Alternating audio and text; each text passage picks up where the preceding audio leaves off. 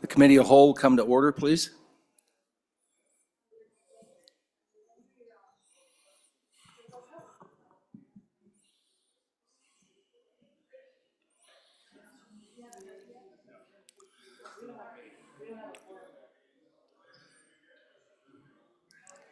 Can I say something to get people going? I'm sorry.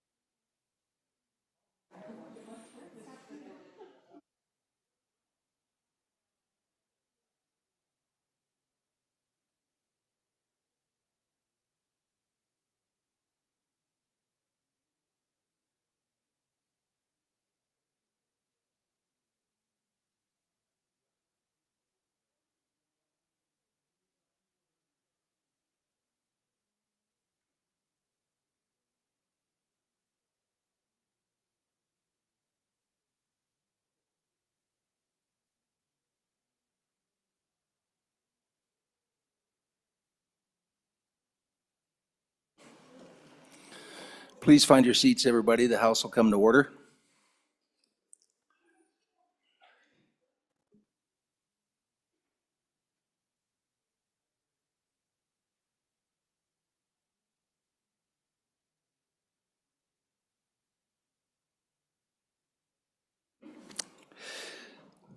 Are we ready?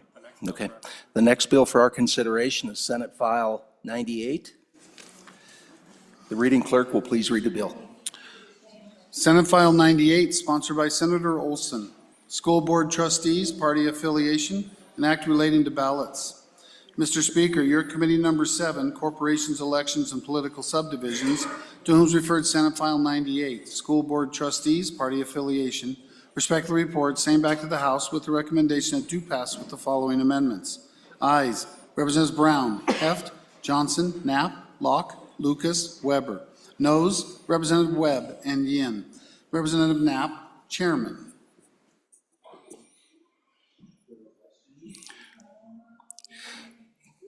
Ready? I don't see it.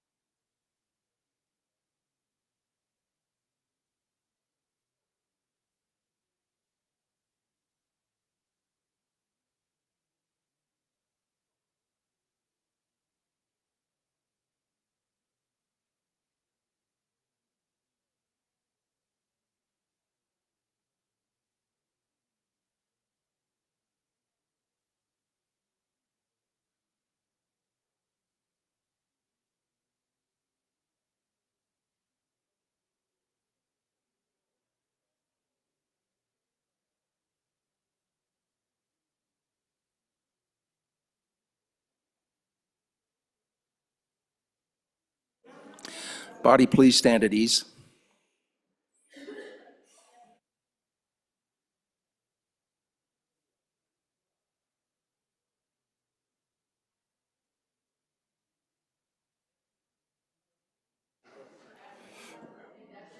Privilege, Chairman. Privilege. Go ahead, Representative Williams.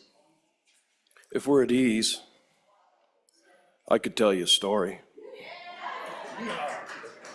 Please do. There's a 1,000-year-old story involving beasts and men. With one of each, we'll set the stage and let the play begin.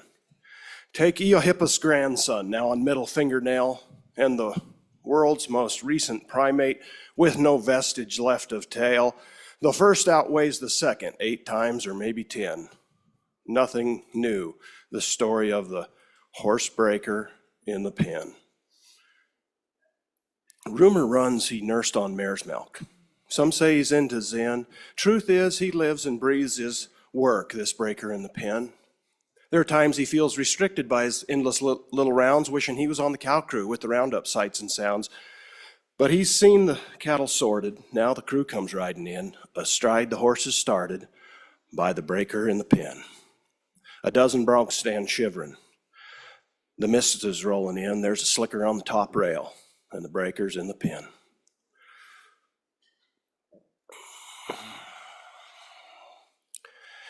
He reads what's there before him, trying hard to catch the signs.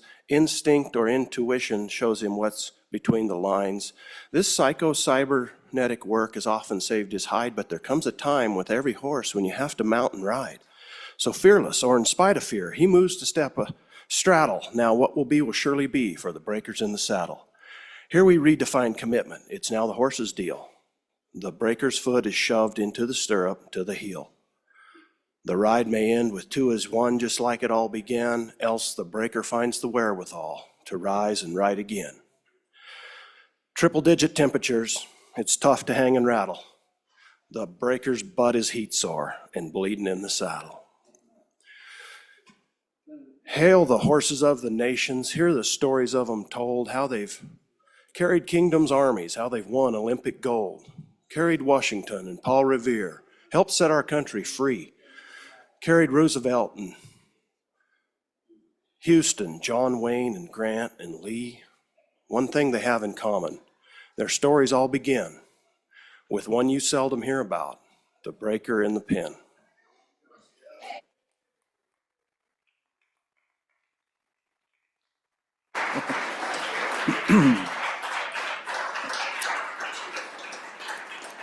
Well done, Representative Williams.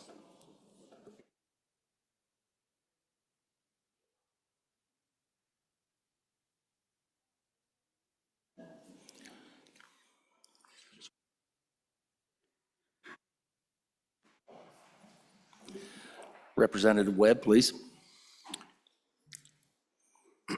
Mr. Chairman, I move that when the Committee of the Whole rises to report, it do so with the recommendation that Senate File 98 do pass, and I further move the adoption of the Standing Committee amendments, and I turn the explanation of the bill over to the good representative with the fish trucks.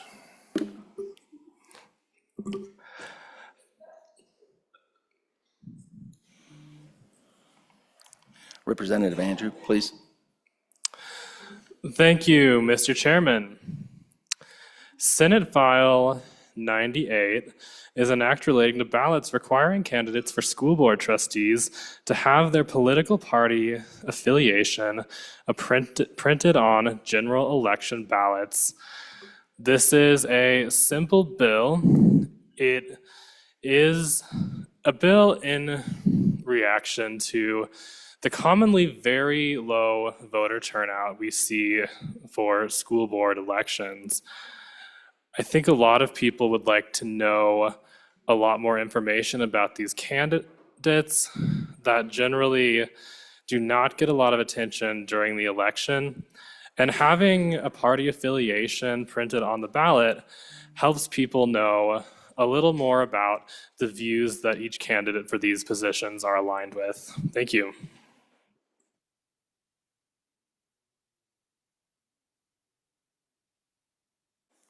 Representative Yin, please. Mr. Chairman, thank you. Members, I apologize. I actually missed this committee meeting because I was presenting my own bill in another committee at the time. But my biggest issue with the bill is that in my neck of the woods, I do have members that are of the party that is not my party that are elected to our school board. But in my neck of the woods, it would be very hard for them to get elected to the school board with their party affiliation next to their name, because frankly, I think people would think that with the party affiliation next to their name, that all of the national rhetoric would then apply to those candidates, even though those candidates don't want to campaign on the national party platform that they're affiliated with. They wanted to campaign on local school board issues. But those members, frankly, I think would never get elected ever again if they ran for re-election with that party affiliation next to their name. So ultimately, that's my concern. I think we have some great school board members that are across the political spectrum in my neck of the woods, but the second you stick a party affiliation next to them, people are going to associate them with particular messaging that they don't necessarily define themselves as, and would, frankly, probably not get elected anymore.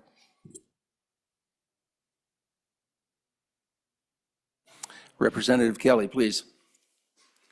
Thank you, Mr. Chairman. Kind of on the fence with this bill because, well, people proclaiming to be part of a certain party doesn't necessarily always give us a lot of information of where they stand anyway. However, the good representative just gave me a good argument in favor of the bill, that party affiliation would better educate the voters, saying that if they knew where the person's values actually stood, they wouldn't have voted for that person. So, yes, thank you. I am in favor of the bill now. Point of order. Mr. Chairman, I'm sorry, this is what we're struggling with right now, but we are on the amendment. And I will explain the amendment if that is all right, Mr. Chairman. Yes, go ahead. Mr. Chairman, the amendment's actually pretty simple. What the committee did was conform the language in the bill to deal with other bills that we have already passed that change some of these dates. I was not on this committee, and I don't think anyone who is here, but they tried to fit other legislation, the effects of other legislation into this so that the bill works if it is passed. Yes.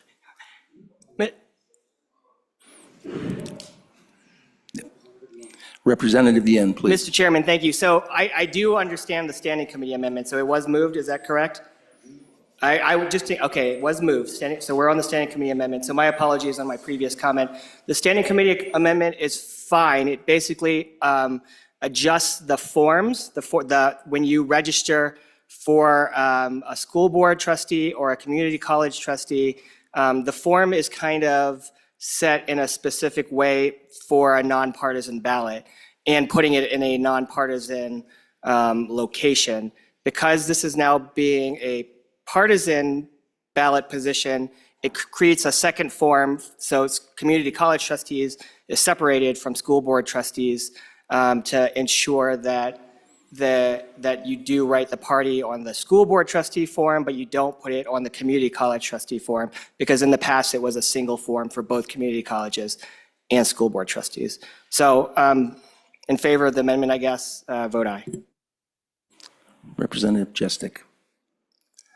Thank you, Mr. Chairman. And I have a committee of the whole amendment I'm going to bring in a minute, but the standing committee amendment does two things. It corrects the form as the minority leader just explained, but it also, on page line 5 through 21, it conforms, if you recall, those of you who are in the 67th, we passed a blackout period for changing your registration. And so it deals with a situation where somebody wants to file for elections, either whether they're registered before or after the blackout period. It adjusts this bill so that it forces the person to be listed on the ballot at the registration that they had prior to the blackout period. That's the other thing that this bill does. And I will vote against it, but that's what it does. Representative Harrelson, please. Thank you, Mr. Chairman. Sorry, I was actually supposed to be the one that presented this bill, and I wasn't here. So I apologize for that and apologize to the body. So obviously, it's already been presented. Thank you to the good Chairman of Education for bringing that forward. But wanted to just kind of give that 30,000-foot view. Obviously, this is bringing us to a place where school board trustees would have to declare party. We're on the amendment? Okay, there you go. So with that being said, I will pull that up and I'll jump back up here when it's time. Thank you. Representative Thayer. Thank you, Mr. Chairman. I would like some clarification on the Standing Committee amendment. On page 1, on line 32A, it talks about a primary and a general. So right now, our current school board members are in one election.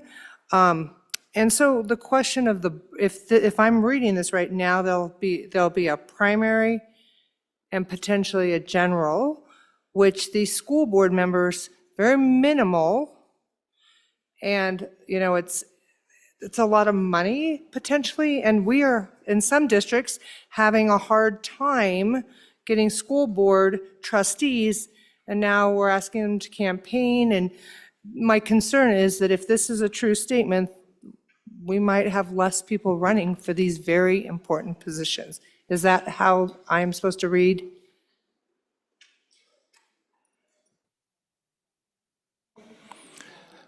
Representative Yin. Mr. Chairman, thank you. So members, no. So representative from over the hill is correct, but the other representative from further off is incorrect. So the first page of the amendment, the first after page 2, line 1 part is about when they are, what their party affiliation will have to be and when they can change party affiliation for registration for that ballot. But the only ballot that they will appear on is the general election ballot. They don't appear on the primary party ballot. So the language further down where we see on the amendment, page 1, lines 32 to 33. So there's a whole list of things that have to be on both on a primary partisan ballot and a general partisan ballot. But the school board trustees will only appear on the general partisan election because they aren't placed in the primary election at all. But that list is just to say which portion of the ballot that they need to appear in, the partisan part or the nonpartisan part. So they will not be in the party primary. So no, they will only be in that general election ballot.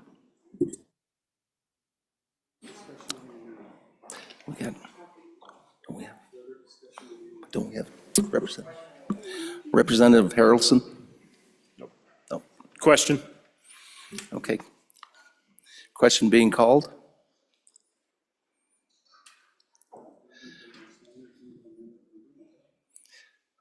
I'm sorry. Which one are we at? Question being called. All those in favor of standing committee amendment? Okay. Question have been called. All those in favor of standing committee amendment number 1, say aye. Opposed? No? I think it went. Can we rise? What do you call that? They call division. Division, okay. All those in favor, please stand. All those in favor, please stand.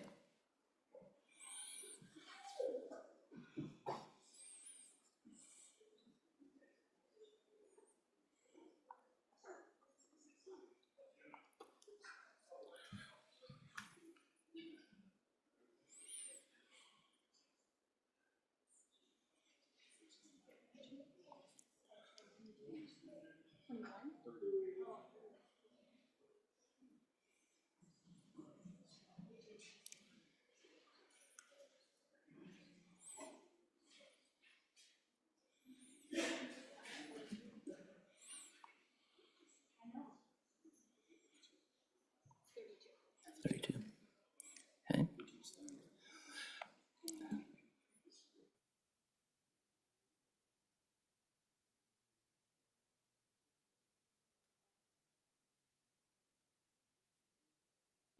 Please be seated. Everyone opposed, please stand.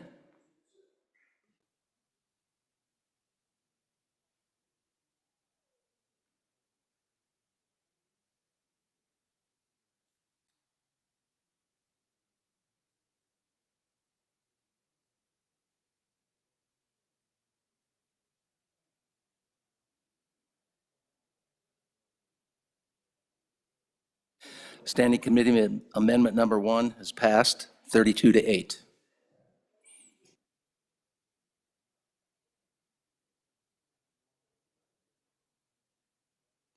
Representative Chestic, please. Thank you, Mr. Chairman. I move Committee of the Whole Amendment Number 1 to Senate File Number 98. This bill has a lot of problems, and my amendment fixes one of the many problems. The major problem that I see with this bill is that it seems to force every candidate for school board to declare a party. And I think that's a wrong thing to do. I don't think we want to do that. That's going in the very wrong direction. We passed a bill last week or so. Compelled speech is not free speech. This bill, as written, compels, not only compels speech, it compels association. It seems to compel candidates to declare a party. What if they don't want to? And I think actually for a nonpartisan office like school board, we want people who are not partisan. I don't think partisan allegiance is necessarily a good indicator of how you're going to exercise your job as a member of a school board. And I think a lot of people who serve on school boards, I know many people who serve on school boards do not want to declare a party. They are independent. They prefer to be independent because their interest is education, not politics. And they don't want to align with a particular party. So this bill, the original bill, and the amendment that we just passed does not change this. The amendment that just passed continues the same preference for having a party declaration. But the meat of the bill it's one sentence only. It begins on line 1, or page 1, line 13, and to the top of page 2. A candidate for school board trustee shall have printed on the general election ballot the political party with which the candidate is affiliated. If you're not affiliated with a party, can you run? Are you going to be forced to declare a party? Independents do not belong to a party, and they should be allowed to run for school board. They should be encouraged, I think, to run for school board because they are unaffiliated, because they are going to put education at the center of what they're going to do rather than party politics. So my amendment is fairly simple. It inserts the words "if any" at the with which the candidate is affiliated, if any. And then at the end of the sentence, after the amendment we just put in, it says that anybody who is an independent shall be listed on the ballot as independent. That's information too that the voters need to have. So I encourage your aye vote on allowing independent candidates to run for school board.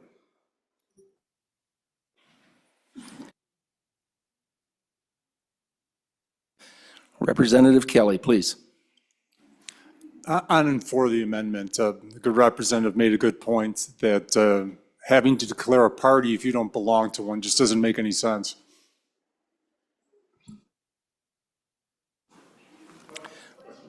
Question? Question on the amendment has been called. All those in favor in Committee of the Whole Amendment Number 1, please say aye. Aye. Opposed? Nay?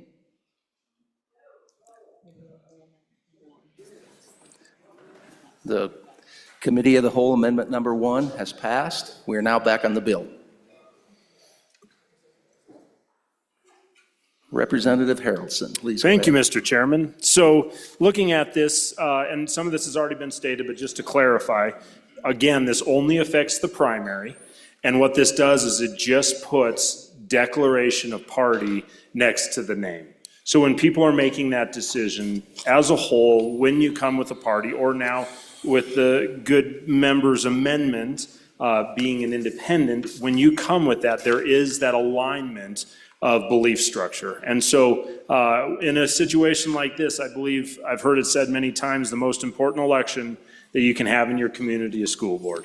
And I think that there's a lot of truth to that. And I think there also is a lot of truth in the fact that we should have the opportunity to know where someone aligns in their belief structure. So that is, I mean, this really is just about transparency and knowing who you're voting for and where they stand. And so on and forward, I think this is something that is important. A couple things to know. Currently, there are 3 states that have done this, and that is Tennessee, Georgia, and North Carolina. In 2023, 6 more states moved in this direction, and there's actually quite a few more. I've gotten some conflicting reports for this session because I think there's just people in the process of sessions, but we're seeing that continue to increase. This is a movement out of our COVID era where people are saying, we really want to know the affiliations of those that stand on these school boards. So with that, just would love to have a conversation about this and see what people have to say. Representative Thayer, please. Thank you, Mr. Chairman. We are known as a state for firsts. We do things first, right out of the gate. We do it the cowboy way. Let's not follow the other states. As a past 2-term school board member, our main focus and responsibility was to ensure that the money was spent well, that the schools and our buses are safe, that students receive a high-quality education. And I'm really not sure that an R, a D, or an I behind the ballot really makes a difference. As a past school board member, that was not even a focus. The focus was the kids and making sure that they're safe, they're doing right by them, and they're being educated. Why bring in conflict when conflict is not needed? Conflict-informed debate, let me tell you, we've had plenty of debate. I used to be called the Nazi, the money Nazi on the school board. But reasonable decision-making is what happens on these school boards. Why do we need to invoke conflict? It's for the kids, you guys. Representative Wharf, please.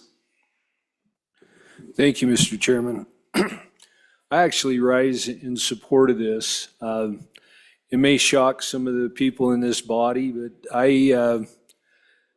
one of the things I learned while I was down here working on the other side of this bar was the importance and the value of having people from various perspectives looking at a particular issue.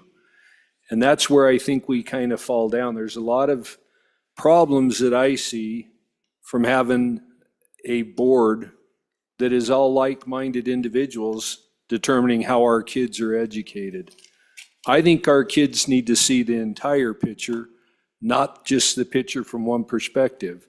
And so it may surprise some of you to see me standing up advocating for this, but I can tell you, I cast probably one of the first votes on my school board.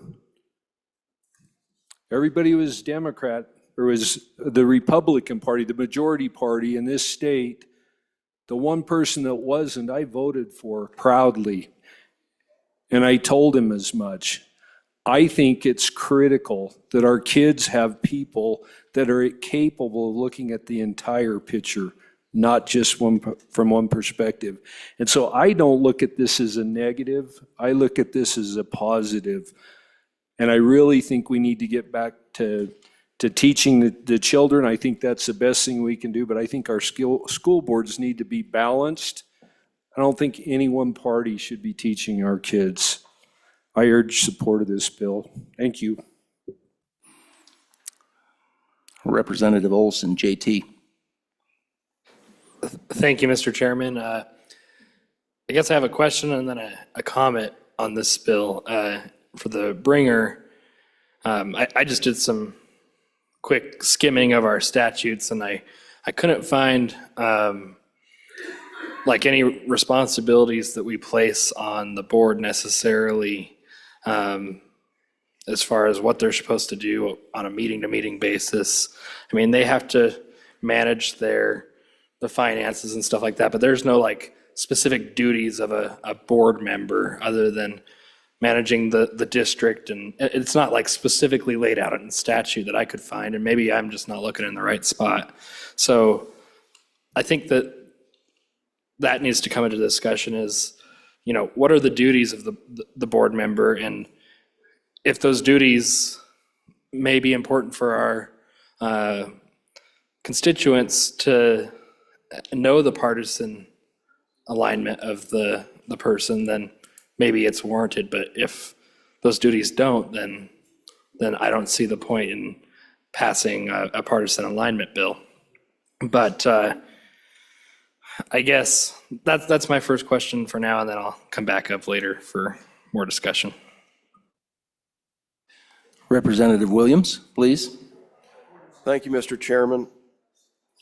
I understand the intent of this legislation, but I'd like to raise a point that I've been thinking about, and maybe we can talk about it a little bit. We heard from the minority floor leader about being in a supermajority county, and I'm likewise, obviously a red county, and I'm thankful to live there, but we understand how difficult it would be for the minority party to be elected in a supermajority county. And would we be forcing the minority party to put, in my district, to put an R behind their name with this legislation? Or likewise in Teton County, would we be forcing a red school board candidate to put a D behind their name? I'd enjoy some conversation on that. Thank you. Representative Connolly. Thank you, Mr. Chairman. It's a good afternoon, and I just want to talk a little bit about the school board in my district. We have a really good vetting process when it comes to voting for our school board members in that district. And we have great school board members, but we don't have cookie cutter board members. Doesn't matter whether they're got an R or a D or an I, they're running because they care about the kids and what our school district needs to do to keep our public education running. And I really feel like this is sort of an insult and a slap in the face to my school board members. And I really don't care what other states do. I care what Wyoming does, and I care what my district does. And I don't see any need for this bill. Representative Pendergraft, please. Thank you, Mr. Chairman. I just wanted to throw out a thought. We often hear people say, I just want to do what's best for Wyoming. And yet we know that two different people with two very different worldviews would not necessarily agree on what's best for Wyoming. So that's, whenever somebody says that, I always take that for a grain of salt. It doesn't really mean a thing. And so as a voter, I make it my responsibility to try to find out who this person is, who they associate with, how they think. If at all possible, I'm going to try to meet them and talk to them and understand that. I think that part of the motivation behind this is the realization that most people don't do their homework, so they get to the voting booth and they know the first 2 or 3 people on there, at least have heard the names, and then you get down ballot and you're just kind of guessing. And so the thought behind this is this gives someone who doesn't necessarily know the individuals on the ballot maybe a little bit more information about who this person is. And I can see some merits in that, but I also see issues. And I'll tell you, I don't know whether to say on and for the bill or on and against the bill. What I am for is voters doing their job and finding out who they're voting for. And, maybe this is a help, maybe it isn't. But I wanted you to think about that what's best for Wyoming? Well, that depends on where you're coming from. Representative Provenza. Provenza. Proven- Sorry, Bonnie. It's Friday afternoon. Thank you, Mr. Chairman. One thing I just want you to think about, there's a place up in the windy country where one of the school board members in that area is a federal employee who works for the country's law enforcement. And under federal law, you can't run in partisan politics and be a federal employee. That person on that school board, I don't know that I agree or disagree with them, but I guarantee you we're not the same party. That person's probably not going to be able to be on the school board anymore. That's another consideration to think about. Are there going to be people that are currently seated that are, by the measure of their community, doing a good job, that are going to have to resign their seats? You might shake your head, but that's the federal law. So that is something to consider. The other thing that we might consider is that all of our partisan seats in this state are paid positions. We get some level of per diem. We're going to start paying our school board members. I don't disagree with that. But there's other things that happen when we move some of this stuff around to consider in terms of, are we being fair to all the elected officials? So something to think about. Thank you, Mr. Chairman. Representative Campbell, Elisa. Thank Please. you, Mr. Chairman. So a couple of concerns, I guess, initially on this, and most of them have already been addressed by other speakers. So I might touch on a couple that haven't been yet. When the bill was presented, one of the things mentioned was, the intent was to perhaps have more people showing up and participating in these elections because voter turnout has been very low. To which I would ask this body to think about, all of us had an R or a D, and we had a 27% voter turnout across the state. So I don't think affiliating with a party did much in terms of our voter turnout. I know in Natrona County, I don't even know if we hit 25% voter turnout. And I think about, even then we've talked about, the People's Initiative. I think 12% of our registered voters actually signed that. So I'm not sure increasing, adding a party affiliation will do anything to voter turnout. As we have seen historically, it doesn't tend to work out that way. So that would be a question. My second would be then, where does this stop? Within my county and my city, our city council is nonpartisan, primarily because we want politics out of any decisions in terms of governing our city. So then does the legislature mandate that city councils are partisan? Does the legislature then mandate our college boards and our university trustees and there's a long list of nonpartisan because our goal in each of those is to keep politics out of and national platforms out of those discussions and those decisions. So my concern is if we start here, then where does it stop? So that would be a question for the bringers. Thank you. Representative Wiley, please. Mr. Chairman, good afternoon. Thank you. You're doing a great job, by the way. Folks, I come from a county that has a mixed bag of representation of parties of different folks. I'm the first of my affiliation to hold my seat. But that being said, back home, we talk about city councils and school boards. We're talking about school boards now. I believe that those folks that are wanting to be engaged and wanting to be involved, and I represent all of them. We from my county, we represent all of them, everybody under the umbrella. Those folks are dedicated, right? So we're not judging them, but we're choosing them from the merit of the person, not the affiliation of party they come from. And I agree with my desk mate. I don't think that you should have any one lopsided party affiliation on those boards, because they're not meant to debate the same things that we do here. They're meant to take care of the children, go off of the statutes that we provide for them, and move forward. We're not trying to reinvent the wheel here. If it's not broke, maybe we shouldn't try to fix it. Representative Kelly. Thank you, Mr. Chairman.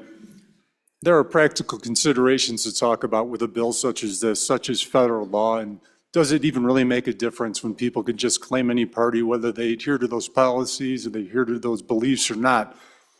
But there is one argument I'd like to short circuit here. I've heard quite often that these are supposed to be nonpartisan because we don't want to bring politics into the school system. I got news for people who don't know. Politics are in the school system. Politics are already dominating these elections anyway. This is why many voters would like to know party affiliation, because of the political involvement in these elections. If it walks like a duck and quacks like a duck, it's partisan. Representative Olson, JT. Larson. I am so sorry. It's all right. Thanks, Mr. Chairman. Well, so members, we in the county of Sweetwater, we just had a school board election, as we all did, in the last election, and all, I believe, except for one school board member was reelected to our board. The people were not happy with the direction of our school district, so they made their voice heard in the election with different people. They didn't need a party next to their name to make that decision, and it actually made them think about the person and the candidate that they are going to vote for and look into that specific name and see what that person stands for.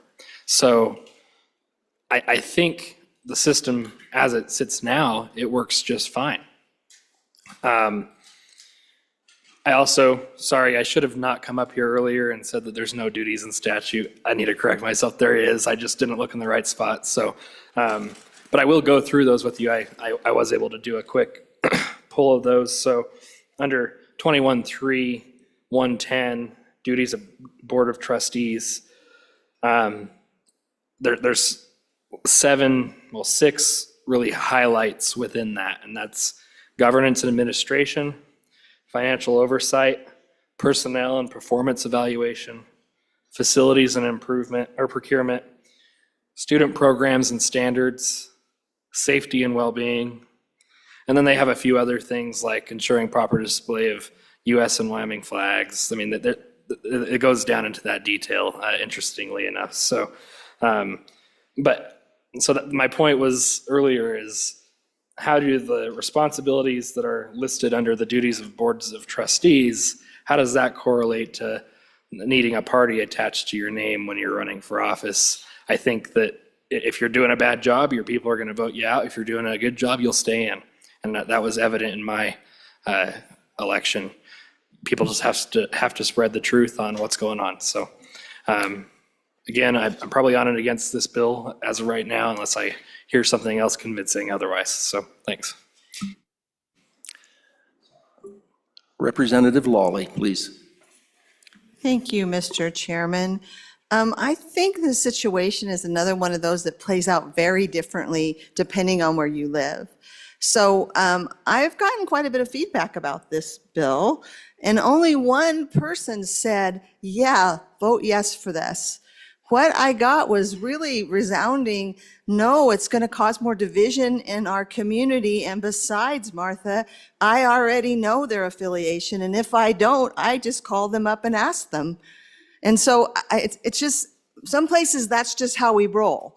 And I have a very rural county, and this was from not just one of the little towns in my county. It was a very interesting response, but I really sense that in our case, it's going to mess things up. That they feel this sense of division and they don't feel it's needed. And like I said, we do pretty much know who's who in Washakie County. So thank you. Representative Strzok, please. Thank you, Chairman. So I did take a moment and call a friend, use my one call. Anyway, they've served, they've served on the school board for 34 years, where they were on the school board, even on the state board. Their thing was, no, don't do it. Their one comment was, along that line, there should be actually one thing that says, do they have common sense and a brain? That was really what they wanted on there, rather than the other. But anyway, that was just, thought you all might want to know that. Thank you.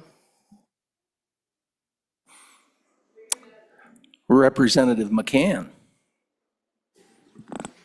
Thank you, Mr. Chairman. Just to piggyback on the tall ones comments, one of the cities in my area just had a school board vote, $1.5 million on a 5-year curriculum. That was very heavy into something I definitely don't agree with. And I think if we would have known their affiliation, we at least have a better idea who we're putting in there. Thank you. Representative Knapp. Mr. Chairman, thank you. On and for the bill. You know, when we go to run for an office, the people want to know who we are. So they do that by debates, they do that by your own information, they do that through town halls. But picking a party is a choice. It's a choice by every one of us. We look at, the party didn't pick me. I looked at the party's platforms. I looked at what the party stood for. I looked at the principles that I have, and did they match to that party? And I chose them. So it's important for people to realize, the voter to realize, who we are as a person, because they can look at those platforms and they can say, oh, this person decided they believed in this platform, or this platform, or this platform, and it's a choice by us as a candidate. I can choose to have a party, or I can choose to be unaffiliated, if that's the case.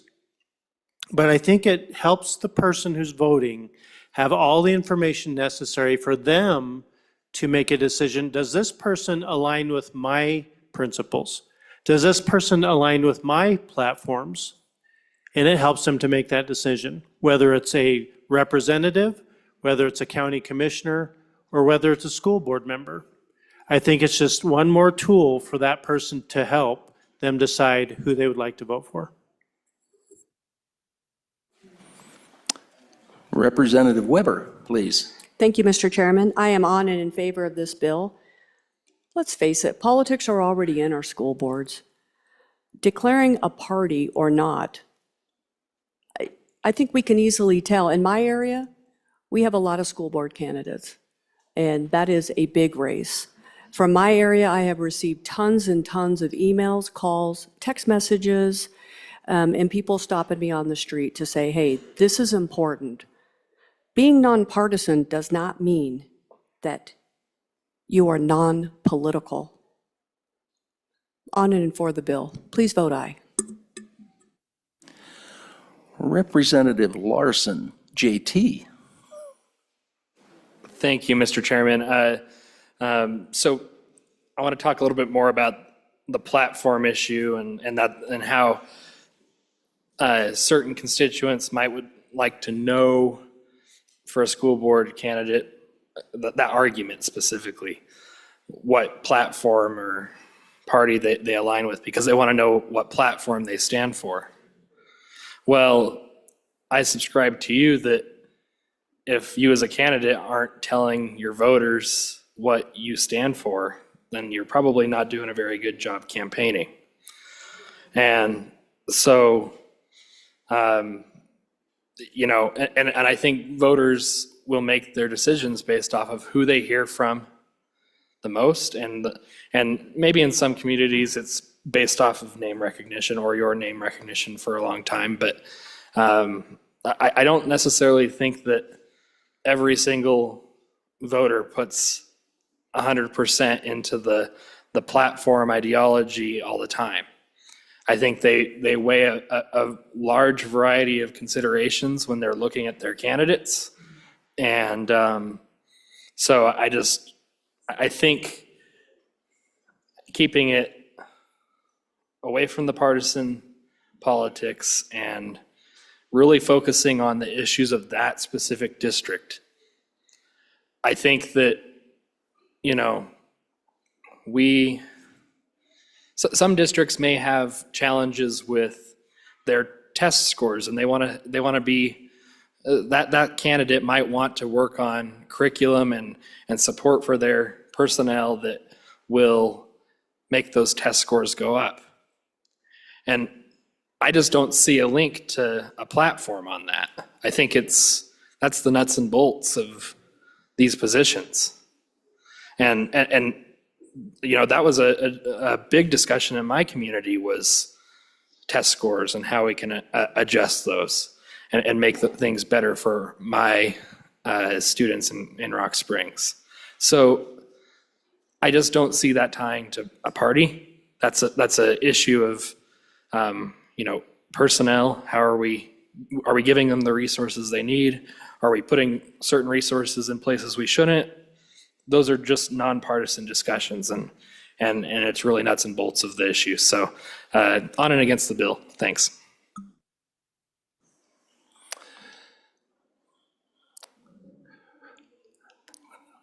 Representative Chestik, please. Thank you, Mr. Chairman.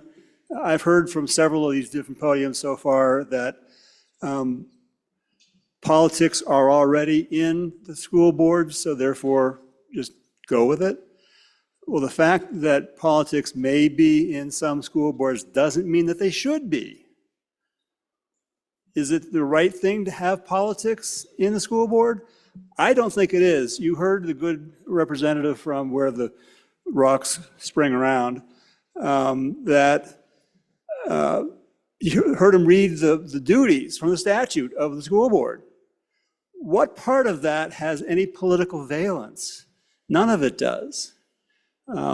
We want educators who are committed to education and not pursuing some political agendas. And therefore, I would strongly urge a no vote on this bill.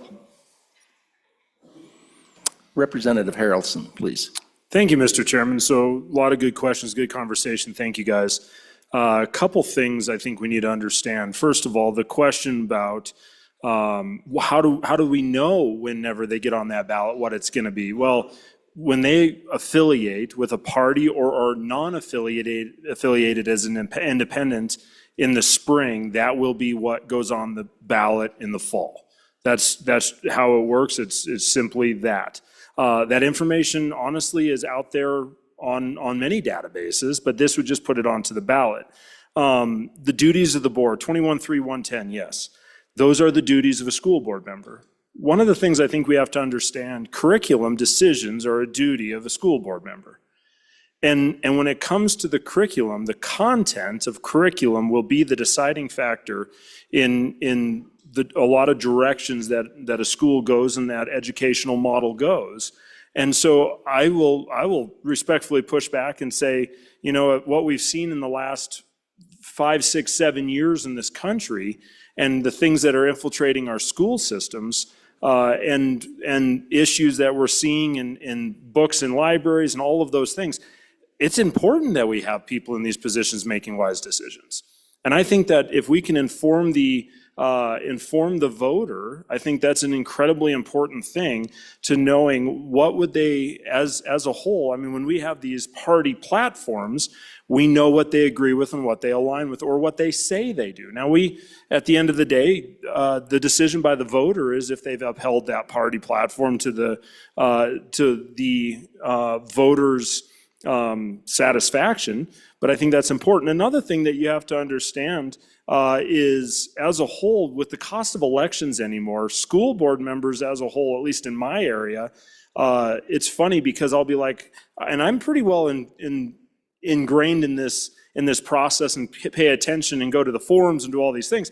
And this last time, whenever we went to vote for school board members, there were people on the school board that I was like, I didn't even know they were running. And the reason being is because as a whole, a lot of these smaller communities, they don't have the money to pour into campaigns and they don't do the door-to-door. And so it might be a situation where if you don't know who the person is, you literally are standing at a ballot going, man, I didn't see signs for him. I didn't go talk to him because maybe they didn't make it to a forum, whatever it may be. And so there is a point where in those situations, I think that having that party affiliation next to it is very good for people to sit there and go, you know what, I know that at least there is that alignment with platforms. So I think that when we really look at those duties are the most important part. The decisions being made will affect our kids and it'll affect the direction of our schools long term. So I think answered a couple of the questions that popped out. Representative Campbell, Elisa, please. Thank you, Mr. Chairman. So final thought, I am so grateful for the discussion. And the reason I am grateful is we get to hear from different counties and different school districts and what that looks like. And so for me, to hear how different it is, depending on where you are in the state, and what your community looks like and what your district looks like and the challenges you might face, that discussion helps me clearly understand this is not an issue that should be made at the state level. It really should be left up to the local communities and school districts because they are so different. So I appreciate the conversation. Representative Brady, please. Thank you, Mr. Temporary Chairman. Talking about the school boards and locally in Sweetwater Districts 1 and 2, I was part of a group that interviewed several school board member or applicants in both districts to determine their paradigm, worldviews, local views, et.cetera.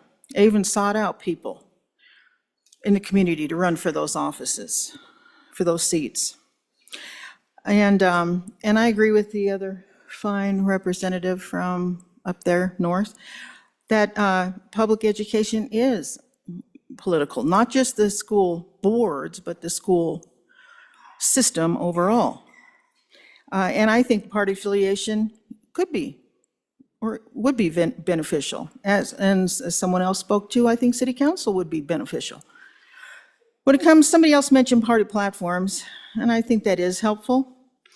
Because really, saying that, does anybody really buy in at 100%? Well, Reagan and even the GOP expects any true Republican to vote or align themselves with the party platform 80% or more. So I think that is important. So it all comes, I think, since the school board is really the people's representation when it comes to public education, I think they should be able to have that party affiliation next to the school board candidate's name. That would give them idea of where they do stand. So that's what I would, I am for the bill. Thank you.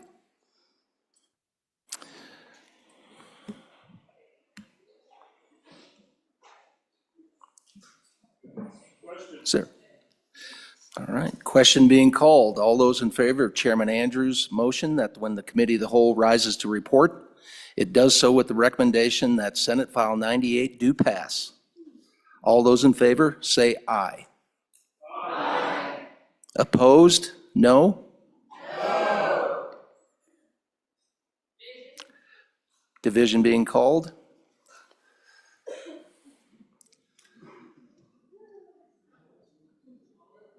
All those in favor, please rise.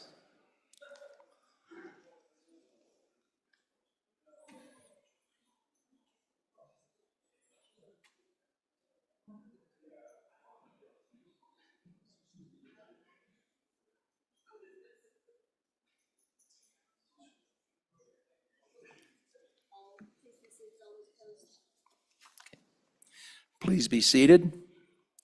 All those opposed, please stand.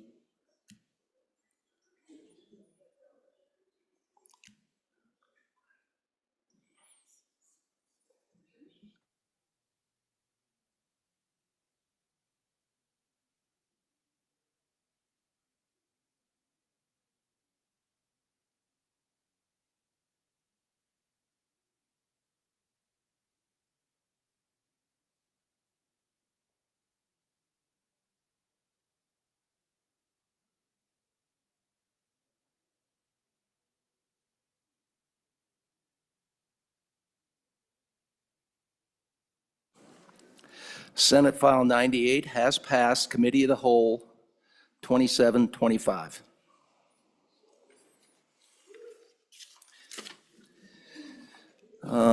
Body, before we move on to the next bill, I have an announcement to make. As a reminder, today is the deadline for interim topic submissions. Please submit your proposed topics using the form on the website no later than 5 p.m. today. As a reminder, suggested topics may originate from any source, but the topic must be submitted and presented to joint committees by a legislator. All members who have a suggested topic submitted under their name will be provided an opportunity to object to any of the topics prior to the list being forwarded to a committee. So please watch your inbox over the weekend for any details. Joint committees will begin meeting next week to discuss proposed topics. Thank you.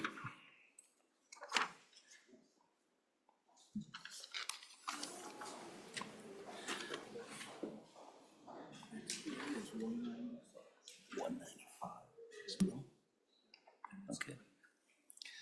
All right.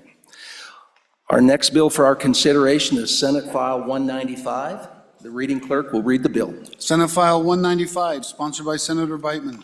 Small Business Emergency Bridge Loan Program, an act relating to emergency loan programs.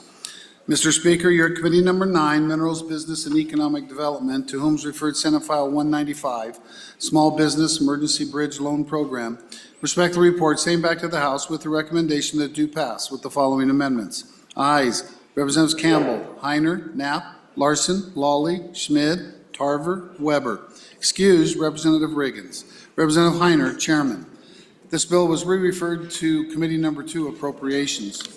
Mr. Speaker, your Committee Number 2, Appropriations, to whom is referred Senate File 195 engrossed, Small Business Emergency Bridge Loan Program, respectfully report same back to the House with the recommendation that do pass with the following amendments. Ayes, Representatives Alaman, Angelos, Bear, Haroldson, Pendergraft, Sherwood, Smith. Representative Bear, Chairman. You have heard the reading of the bill. What is your pleasure, Chairman Heiner? Thank you, Mr. Chairman. I move that when the Committee of the Whole rises to report, it do so with the recommendation that Senate File Number 195 do pass, and I further move the adoption of the Standing Committee amendment, and I turn over the explanation of the bill to the good representative from Close Encounters.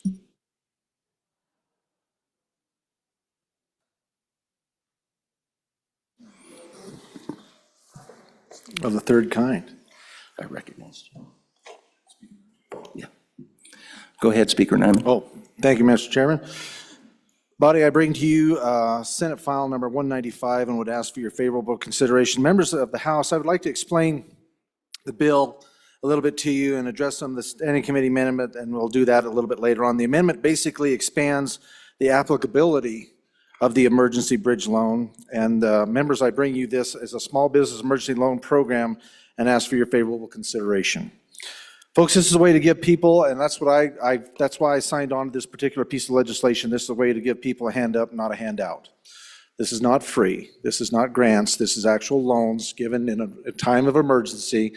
And we've seen this across our nation, and we drew this legislation from a state far to our south that's closer to Cuba than all the rest of us are.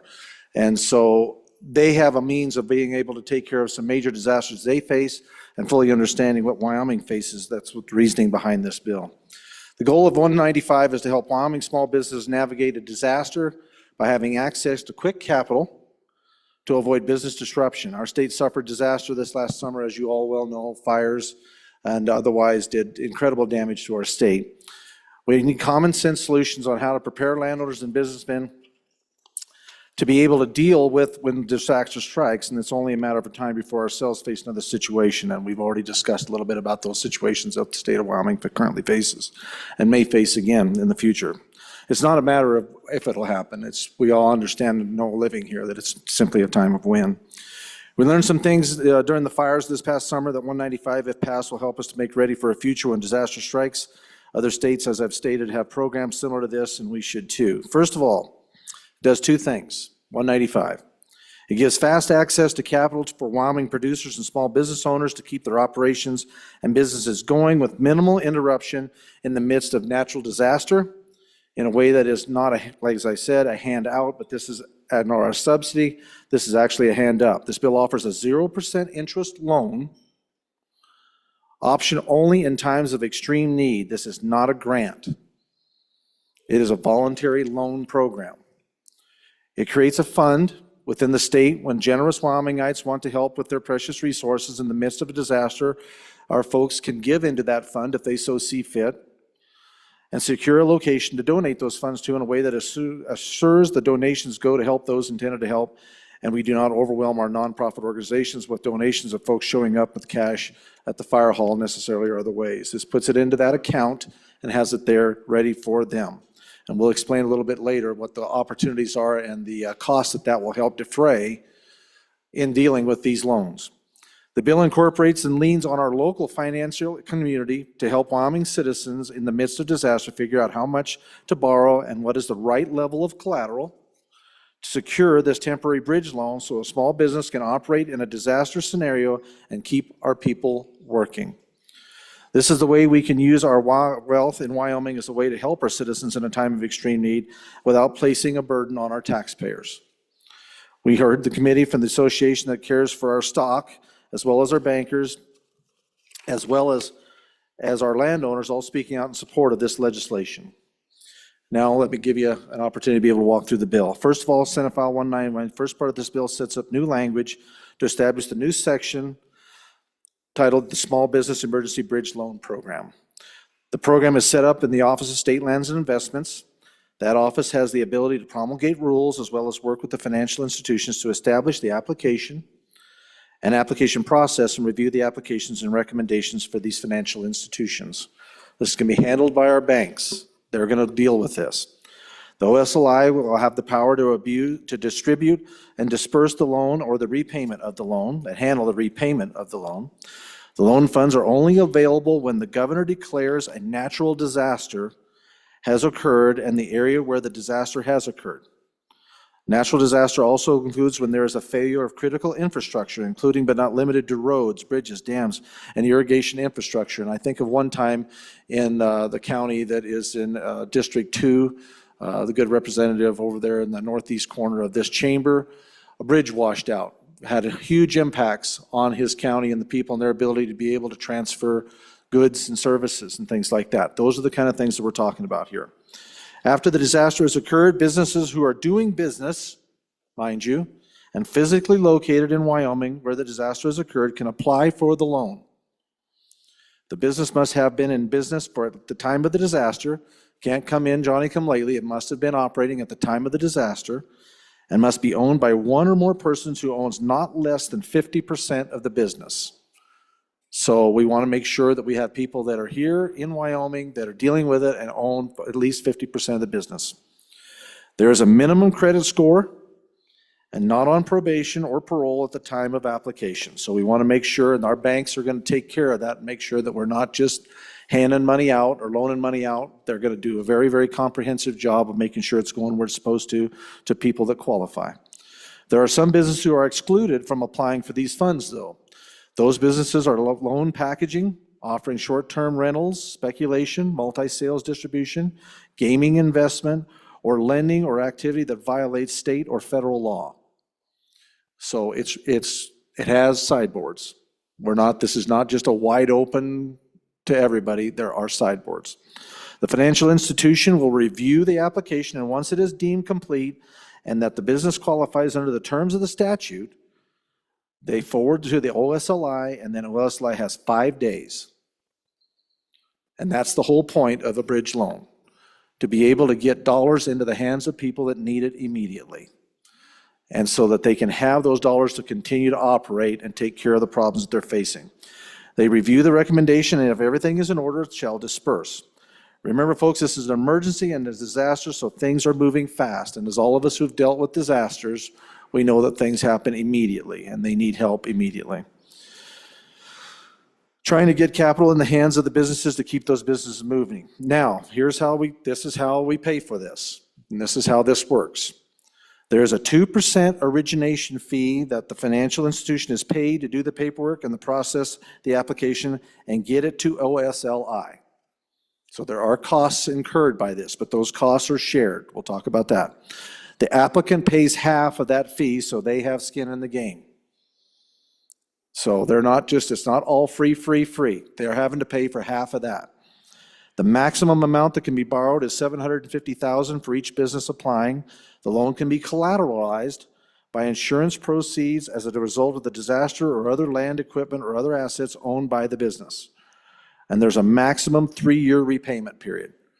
So they have to get those monies paid back in a timely fashion. The money can only be used for business purposes and can't be used to expand the business or to purchase additional property. It is only for replacement and to avoid disruption. What we're trying to put together here, ladies and gentlemen, is a true bridge loan to help in an emergency. Not to help them expand, but to help them get through a very difficult situation quickly. The second part of the Senate file establishes a fund where the OSLI can accept grants, gifts, or other funds that will be expended to reduced on a pro rata basis the interest that applicants are required to pay. So there is where the funds that come in to help people, if you want. We're going to discuss a little bit about the fee that they pay back. If somebody wants to donate to this fund, then those donated funds can go to help defray some of the costs to that individual as we reimburse, because they're going to have to reimburse based on what the state would have generated with that money had it been invested.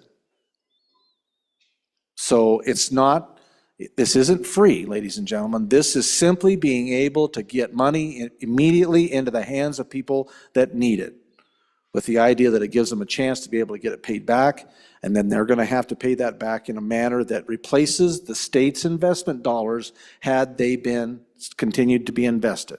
So there is an annual report requirement by the OSLI and the JAC and the Joint Ag Committee. So they're going to have to come back and give accountability to what's going on. This isn't just left wide open and nobody really knows what's going on.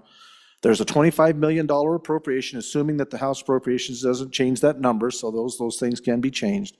And it is a continual fund as the loans are paid back and is effective July 1st, 2025, but the rulemaking can start now if they do this.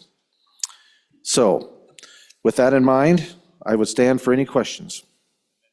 Oh, sorry, yeah, I would like to move the Standing Committee Amendment number 1.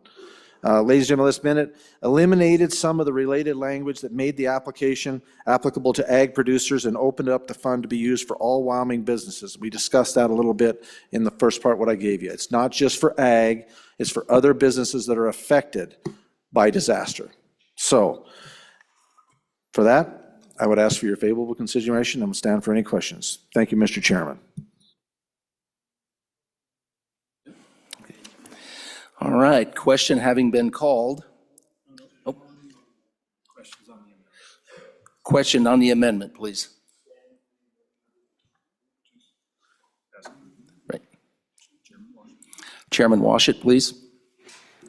Thank you, Mr. Chairman. Just a quick clarification. When we talk about businesses, does it include nonprofits or only for-profit business enterprises?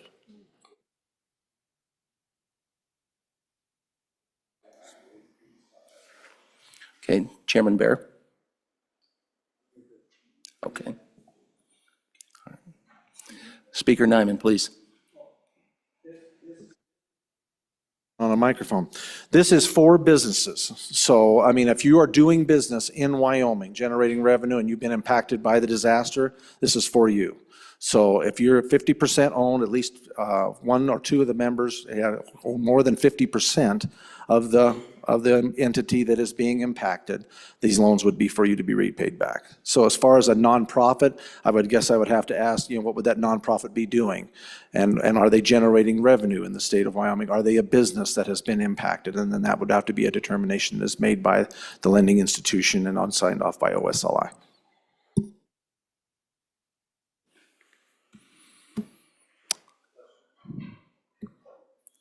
Is there any further discussion on the amendment? Minority Floor Leader Yin, please. Mr. Chairman, just briefly looking at it, did the good sponsor of the bill talk about what is considered a small business, or will every business have access to this?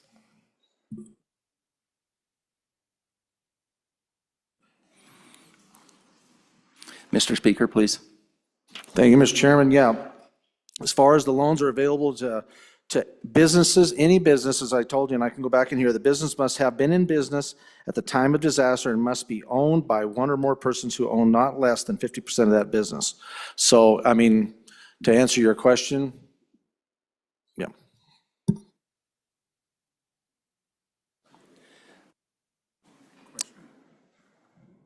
Any Representative Strzok, please. Thank you, Chairman.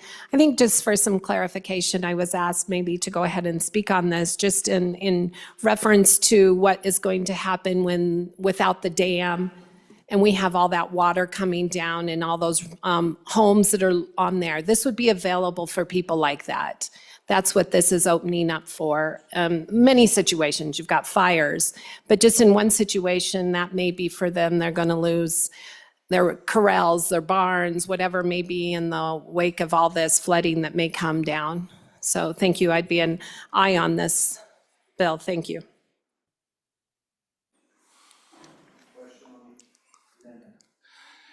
No further discussion? Can we question on the amendment? Question having been called. All those in favor of Standing Committee Amendment number 1, please say aye. Aye. Opposed? No. The Standing Committee Amendment number 1 has been adopted. We are now on to Standing Committee Amendment number 2. Please, Chairman Bear.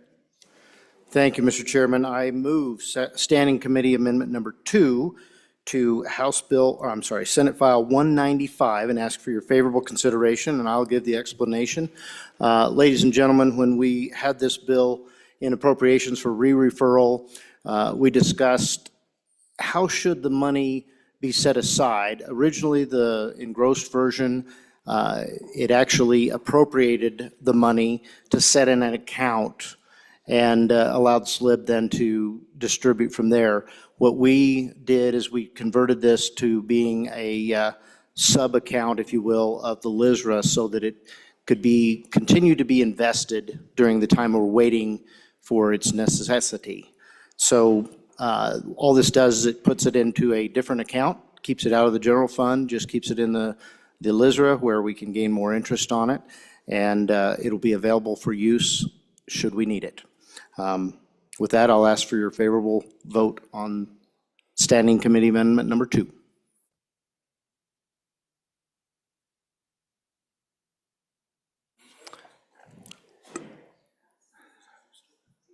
Representative Storr, please. Thank you, Mr. Chairman.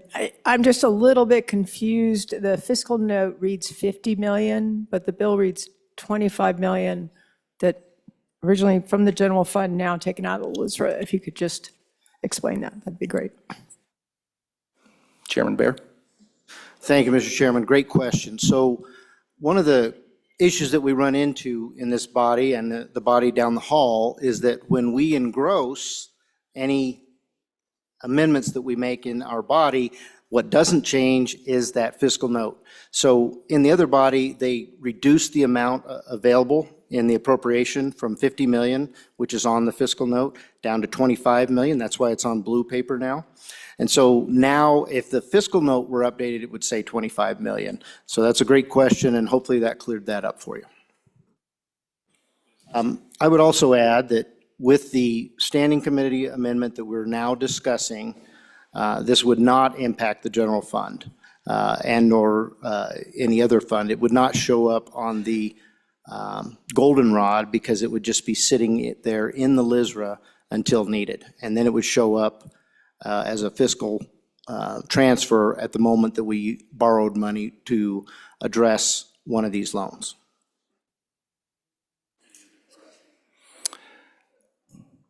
Any further discussion? Question being called. All those in favor of Standing Committee Amendment Number 2, please say aye. Aye.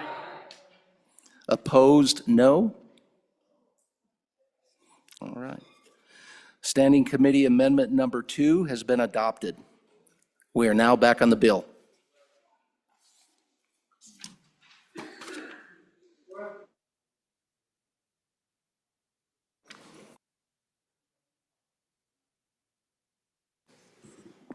Thank you, Representative Connolly, please. I didn't have my mic on, sorry. Thank you. You know, I think this is one of the best bills that we've had here so far.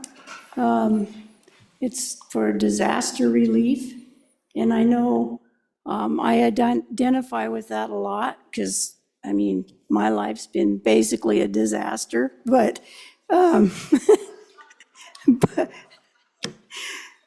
But, you know, in my line of work, that's what I did. Emergency management, emergency planning, responding to these different disasters, responding to fires, floods, all kinds of different things. And one of the issues that we've always had is with the recovery piece of that. And being able to have something sitting there, especially with the donation part, which I think is really cool, because if you want to donate, you can. And there's always an issue with people want to help and they want to donate, and how do they do it? So you end up working right during this big mess to try to figure out how to set up a bank account or who you're going to run the funds through. This would work perfect. And so I'm really on and support this bill.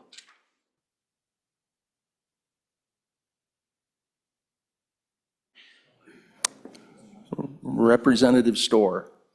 Thank you, Mr. Chairman. A quick read of the bill. I didn't see any language about a repayment schedule for the loans and/or a process for dealing with a default of the loan. And it seems like we usually have language related to that.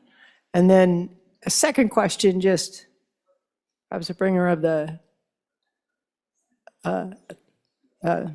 appropriations amendment, just wanted to make sure I understood. So these funds would be earning the interest ideally that the LISRA is earning. The pooled income investments generally, I think, are less than that. I guess just trying to think about whether we need to bring an amendment to adjust like what the real cost of the loan might be to the state based on that change. Thank you. Speaker Nyman. Thank you, Mr. Chairman. Yeah, good questions. And to the last question, there is a 3-year repayment on this, so they're required to pay this in 3 years. And all the collateral and all the background checking on all their financial stability and prowess is all taken care of by the lending institution. So they've gone and they've checked and they've vetted these people, made sure that they had collateral. And we can go back and actually talk a little bit about that. And it was talked about it here earlier, if I can find my notes. Financial institution reviews the application, and once it is deemed complete and that the business qualifies under the terms of the statute, then they will be able to release those dollars. And then there's also like I said, there's a 2% origination fee, which is shared by the applicant and the state in order to be, or the bank is going to be able to be paid for doing their work. Let's see, to answer your question, I had some other information here in regards to that.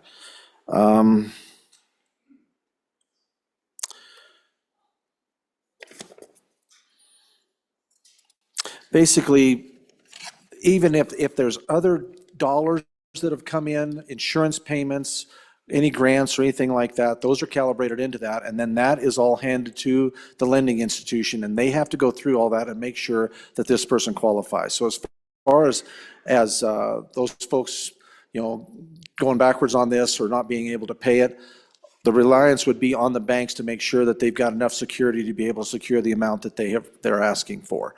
And so up to $750,000 is what they can get from this. So they would have to have that security before they would even be able to present this to the Office of State Lands. So that's the beauty part of this in my mind. We're not just kind of hoping that it's there. We've got a lending institution that has a vested interest. They're getting 1% of this to be able to check the loans, make sure that they qualify, make sure they have the collateral and the backing to be able to stand this. And so then that presentation is made to the OSLI, which would give us some solid ground to stand on, that we know that these loans are being taken care of and that they're being loaned to people who can repay them.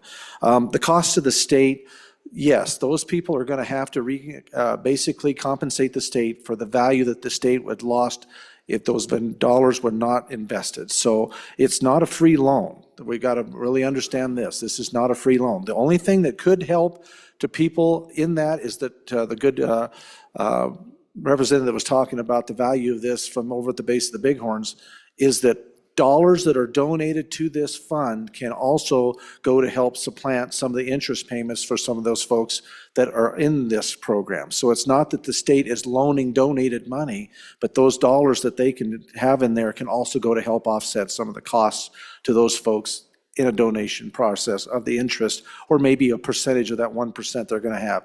The math on that, what is it, 750,000 to 2%, you get to 30,000, 15 or something like that, $1,000 we're looking at. So that they're going to have to come up back monies if they're in there, could go help to be able to procure or push back against some of that and help them pay that off. Who makes the loan? Just some questions that you may have. Let me just run through these. Does this impact our current fire efforts? No. This is so we are prepared for the next disaster. This is so it's there in case we need it. Another question, who makes the loan? The financial people, the banks, the credit unions review and make the loan after looking at the collateral and then send the recommendation, as I've discussed, to Office of State, OSLI. Is the state at risk for bad loans? No. And that's your question on that. The financial experts will look at those assets, collateral, and make a recommendation on a loan that makes sense. If the numbers don't work, no loan. Do banks have to participate? No, they do not. Everything is voluntary, and this is just another option for folks in the midst of that disaster. Can people game the system with this? Another question you may ask. No, there are strict sideboards, and all the elements must be in place to make the loan. It is low risk. Is this a constitutional to give 0% loans? And some of you might be thinking that. Yes, and this is why. Because the applicant has to make the state whole by paying off the missed interest. So, ladies and gentlemen, in closing, I would just say this is an opportunity for us to be able to help people when they're in a desperate situation immediately. And as we see these different things coming up and the people of our great state face, we want to be able to help them to be able to keep doing business, help to be able to push back against some of the major issues that they find. And many times that is we need money fast and be able to get it into their hands so they can continue to do business and to be able to go around situations and problems. You look at this last fire, this would have been available for that. I need to move my cattle. I need to be able to start rebuilding fences. I need to be able to build things, or I need to be able to do things to get me back in business. That's what this is for. It's not free. This is not a handout. I cannot say that enough. I do not care for handouts. That's why I'm on this. It's because this is an opportunity and it's a hand up that those folks are going to be responsible for, helps them get where they need to be immediately, and the state's made whole. So with that, I would ask for your favorable consideration. And if there's no more questions, Mr. Chairman, I would call the question. All right. All right. Question being called. All those in favor of Chairman Heiner's motion that when the committee of the whole rises to report, it does so with the recommendation that Senate File 195 do pass. All those in favor say aye. Aye. Opposed, no. All right. The Senate File 195 has passed the committee of the whole. The next bill for our consideration is Senate File 127. The reading clerk will read the bill. Senate File 127, sponsored by Senator Boner. Administrative Rules, Legislative Review, an act relating to administrative procedure. Mr. Speaker, you're at Committee Number 7, Corporations, Elections, and Political Subdivisions, to whom was referred Senate File 127 engrossed. Administrative Rules, Legislative Review, respect for report, same back to the House with the recommendation that do pass with the following amendments. Ayes. Representatives Brown, Heft, Johnson, Knapp, Locke, Lucas, Webb, Weber, Yin. Representative Knapp, Chairman. This bill was re-referred to Committee Number 2, Appropriations. Mr. Speaker, you're at Committee Number 2, Appropriations, to whom was referred Senate File 127 engrossed. Administrative Rules, Legislative Review, respect the report, same back to the House with the recommendation that it do pass. Ayes. Representatives Alaman, Angelos, Bear, Haroldson, Pendergraft, Sherwood, Smith. Representative Bear, Chairman. You have heard the reading of the bill. What is your pleasure, Chairman Knapp? Mr. Chairman, I move that when the committee of the whole rises to report it, do so with the recommendation that Bill Senate File 127 do pass, and I further move the adoption of the standing committee amendments. And to explain the bill and the amendments will be the good lawyer from Minerals. Thanks.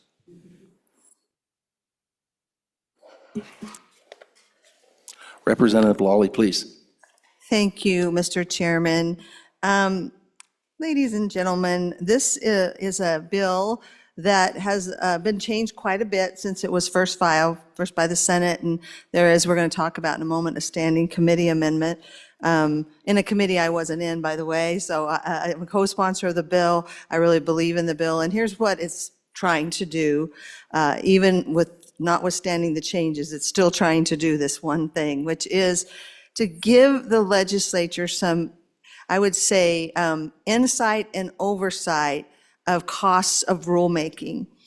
You know, we'll often pass a bill, and of course, an agency that's going to effectuate that bill, we will say in there they shall do rulemaking, they shall promulgate rules. But sometimes we don't actually fully understand some of the cost of those rules that might be promulgated. Maybe they were unanticipated, maybe the legislation's not being properly interpreted. There can be a lot of reasons, but so what this bill tries to do is address that idea of what happens in rulemaking, what's the true economic impact of that. And it is providing a process for that to happen. And in that context of that process, what they would want to look at is administrative rules requiring what's the economic impact analysis. It improves some transparency in that process of rulemaking. You know, we don't often go back as a legislature and kind of check on that. How did that go? How are those rules working? And it also ensures that the rules are reviewed and we know more and learn more about their financial and regulatory implications. So it's kind of an oversight approach, and this bill is trying to provide the structure for that. So back to what's happened with the bill.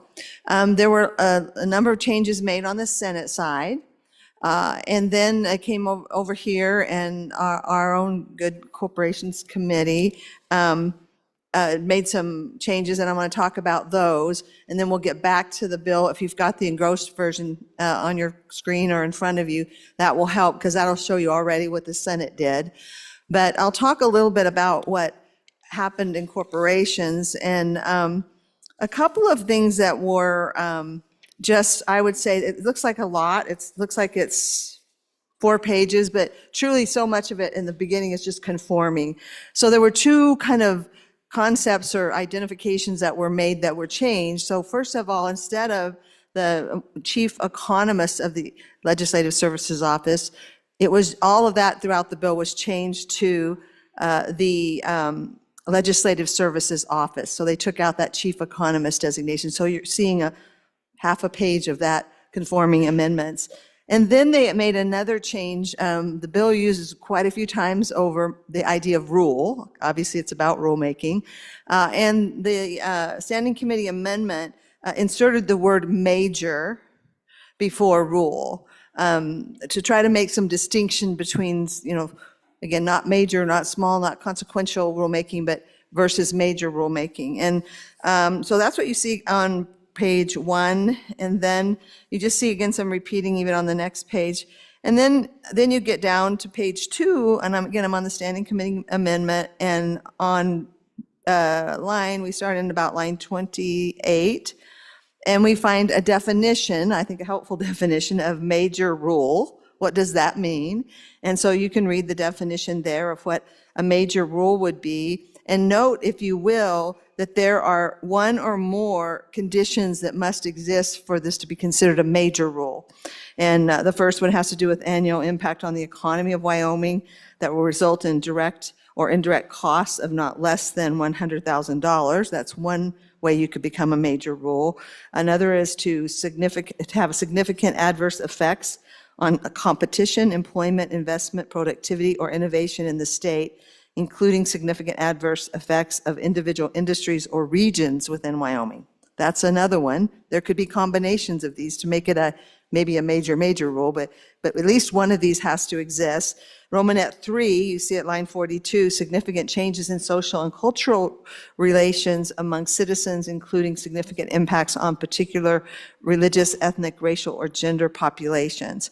So that is what makes up, those are the factors that can make up what a major rule is, which now becomes an important part of the bill as a whole, because now what was just called a rule is now going to be called a major rule. And those are the things that we're going to be talking about in a moment about oversight and how do we do that process? How does it happen?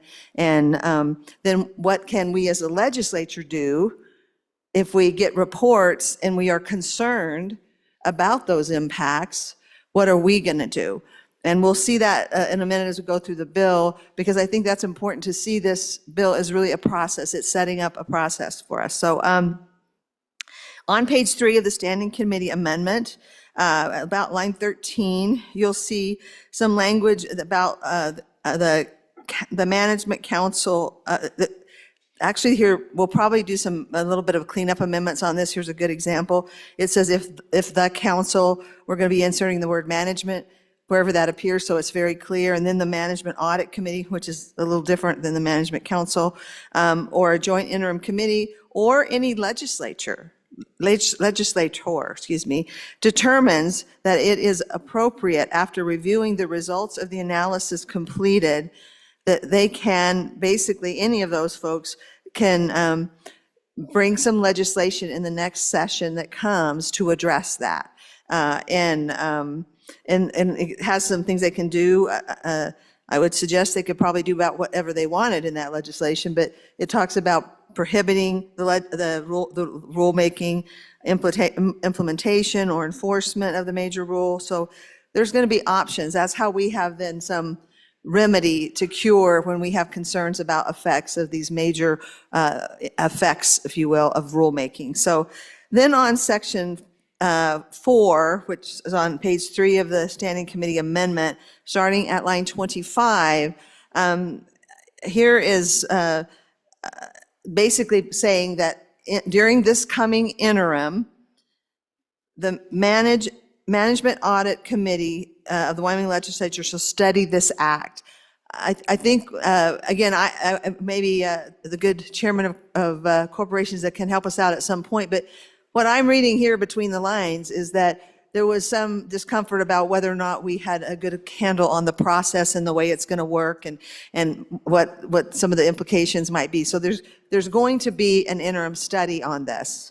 Now, that's not a reason not to go forward with what we're doing, because we're trying to put in place pieces of this process. And so I urge you not to lean into that and say, well, let's just wait for that. But just expecting who might jump up and want to say that. But this is just saying we'll have this interim topic during this coming interim, and it will be looked at more closely to tweak it. And so that's what that's telling us on page 3.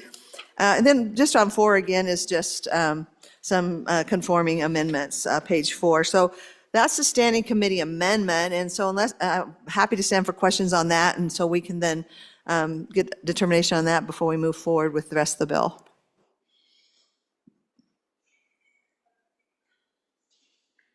I call for the question. This is on the amendment. Question being called on the amendment.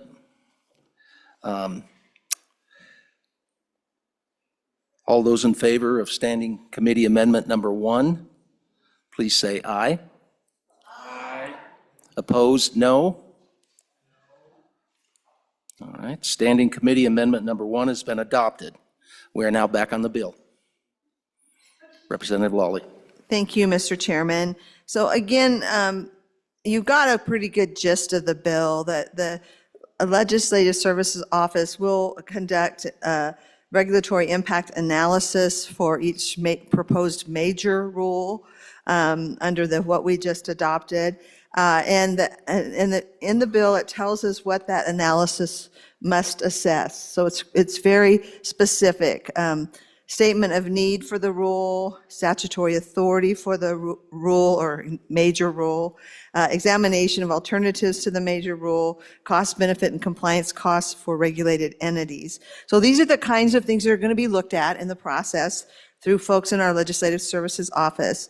Then there's going to be notification to all legislators of what these major new rules, the termination of those, and then they must complete the regulatory impact, LSO must, within 50 days, and that will then be shared with all of us. So, and then any legislator can move forward with getting more information if they need it, considering what they would do in response to that, is all I'll say. Is that if they want to consider legislation to maybe change that rule or avoid or prohibit certain of the applications of that rule, that was then our time to do something with that information. So the bill also appropriates, I think it's still $400,000. Thank you. $400,000 from the general fund to hire 2 full-time employees to be a part of this process. And then it says that the review process will begin on July 1st, 2026. Again, we're going to have an interim study. We're going to make sure the process is sound and we haven't left out anything. And so then in July 1st of 2026, they would begin that process. That would be after the interim study, after we've looked at it, considered whether we want to make any tweaks or not. But hiring preparation can start immediately, according to the bill. So that's generally the bill. It's giving us an opportunity to do something we don't often do, and it gives us a process to accomplish it, and even then, what we would do with that information. So again, I think that's the bill, and I will stand for questions, and always make sure the good Chairman of Corporations is nearby in case I need to phone a friend.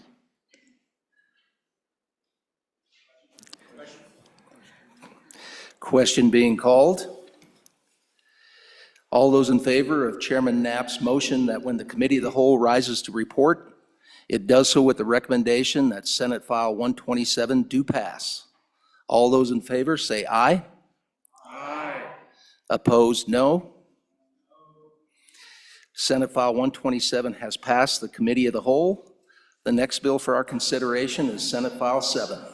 The reading clerk will read the bill. Senate File 7, sponsored by Judiciary, Protection Order Amendments, an act relating to stalking, sexual assault, and domestic violence protection orders. Mr. Speaker, you're at Committee Number 1, Judiciary, to whom is referred Senate File 7, engrossed, Protection Order Amendments.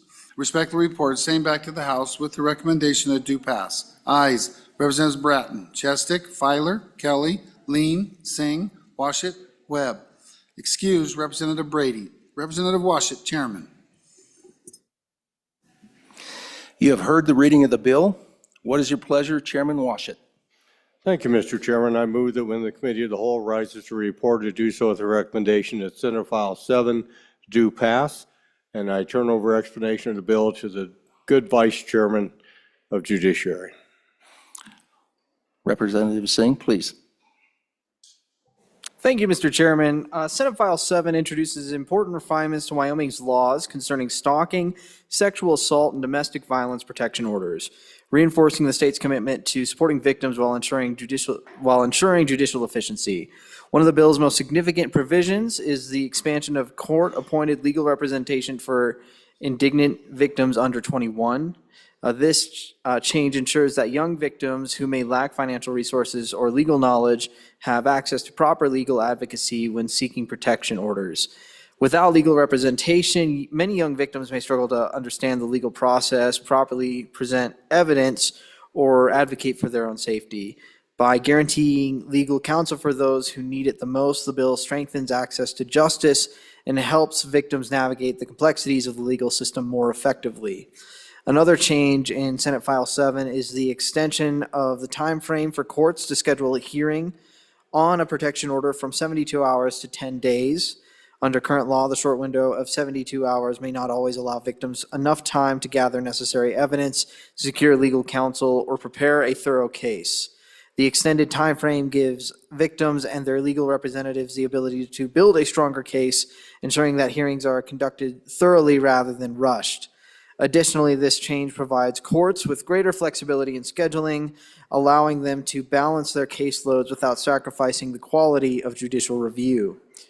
While speed is important in cases involving protection orders, ensuring proper due process throughout case evaluation is equally critical in securing long-term protection for victims. In addition to these changes, Senate File 7 modifies how extended protection orders are served, allowing for them to be delivered by mail to the last known mailing address on file with the court.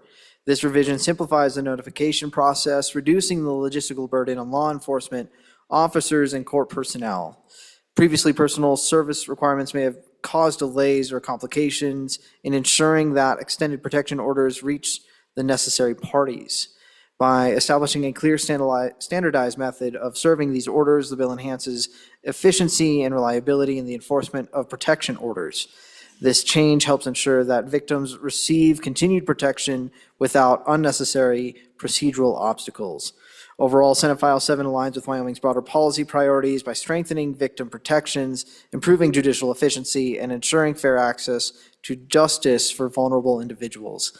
This bill modernizes the state's approach to protection orders, making the legal process more accessible and effective for those seeking safety. By increasing access to legal representation, refining court procedures, and streamlining service requirements, Senate File 7 reinforces Wyoming's commitments to upholding justice and safeguarding those in need. These updates not only provide immediate improvements to protection order processes, but also create a more stable and fair legal framework for handling cases of domestic violence, stalking, and sexual assault. With that, I stand for any questions.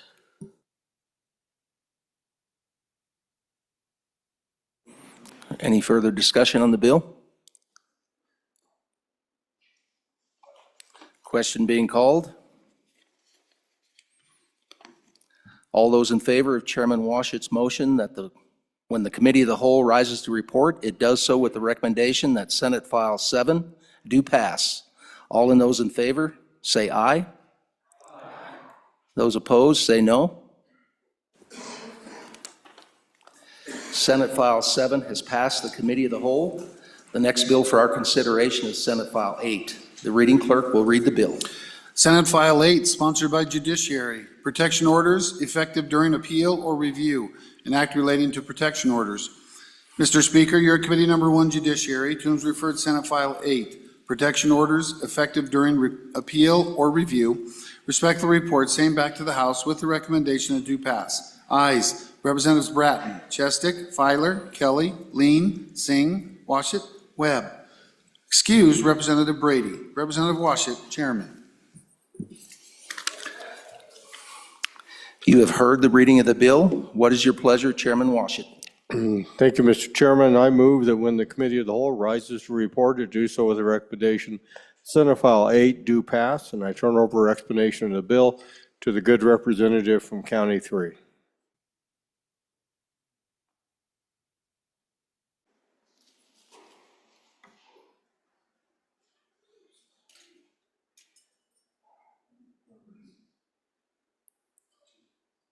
I am sorry, Representative Bratton, please go ahead.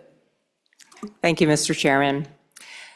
So this bill is a sister bill to the bill that you just heard, Senate File 7, which clarified the language and orders for the clerks regarding the stalking and domestic violence. Senate File 8, also by the Joint Judiciary Committee, creates statute that ensures an order of protection remains in effect during an appeal or a review of an order of protection. So unless the court orders a stay. And so if you see lines 1 through 6 regard 7-3-512, which is stalking, and lines 12 through 6 regard 35-21-106, which is domestic violence. So both of these bills, they just ensure that the order of protection remains in effect during an appeal or review. And I stand for any questions.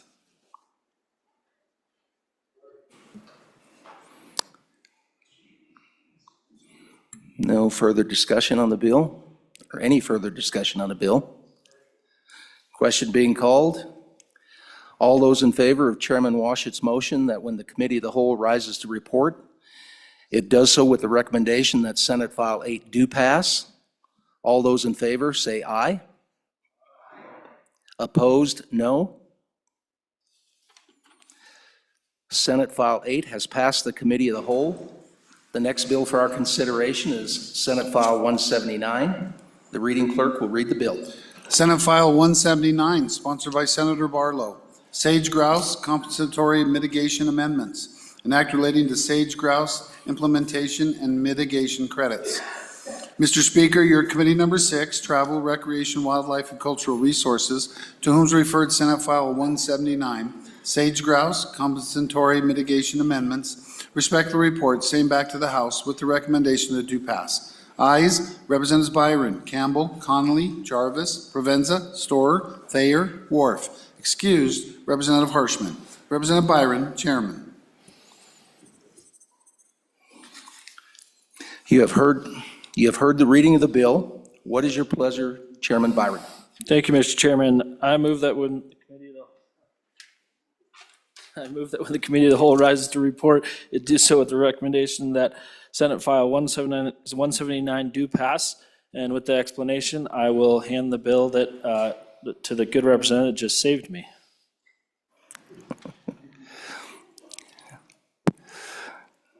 Representative Angelos, please. Thank you, Mr. Chairman.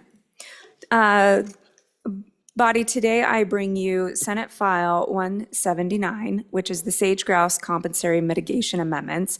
And what this bill does is it helps to clarify to our industries who are trying to produce, whether that's oil, gas, carbon sequestration, highways even within our sage grouse core areas, or even our stewardship areas. And this is a bill that's brought from my district specifically, but I know a lot of you have a sage grouse core area in your area as well. And what it does is this allows the land board to amend the rules to allow mitigation instead of purchasing credits. So currently, if industry wants to come in and develop on your private property, they have to purchase credits, sage grouse credits from a ranch here in the state. And what we've noticed is a lot of these landowners are welcome to conserve and to help protect the sage grouse, and they've done a wonderful job. Some of the leks in my area, the lek is a nest, are quite large, some of the largest in the state. And so what we do is if a company comes in and says, first they want to avoid any area that's going to be disturbed. Second, they want to minimize damages. And third, we want to be able to allow them to mitigate. So what they could do is come in and treat cheatgrass, for instance, which is something that they will do to offset that, to mitigate some of those damages. They might even put in a water well, something with the landowner. So it's a benefit to the landowner and it's a benefit to our energy industry. This will allow our energy industry to continue.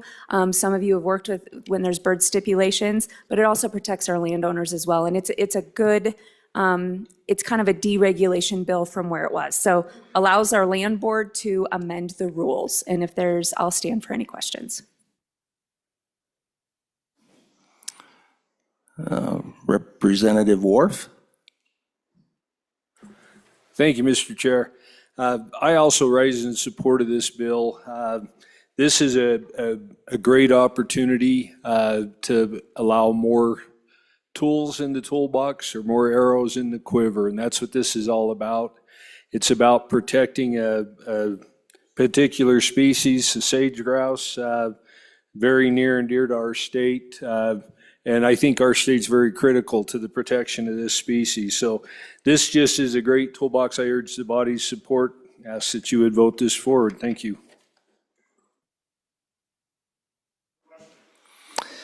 All right, question being called. All those in favor of Chairman Byron's motion that when the committee of the whole rises to report, it does so with the recommendation that Senate File 179 do pass. All those in favor, please say aye. Opposed, no. Okay, Senate file has passed the committee of the whole. The next bill for our consideration is Senate File 79. The reading clerk will read the bill. Senate File 79, sponsored by Senator Crago. District Courts, Change of Venue, an act relating to civil procedure. Mr. Speaker, your Committee Number 1 Judiciary, to whom is referred Senate File 79 engrossed. District Courts, Change of Venue, respect the report, same back to the House, with the recommendation that it do pass. Ayes, Representatives Bratton, Chestick, Filer, Kelly, Lean, Singh, Washit, Webb. Representative Brady excused. Representative Washit, Chairman. You have heard the reading of the bill. What is your pleasure, Chairman Washit?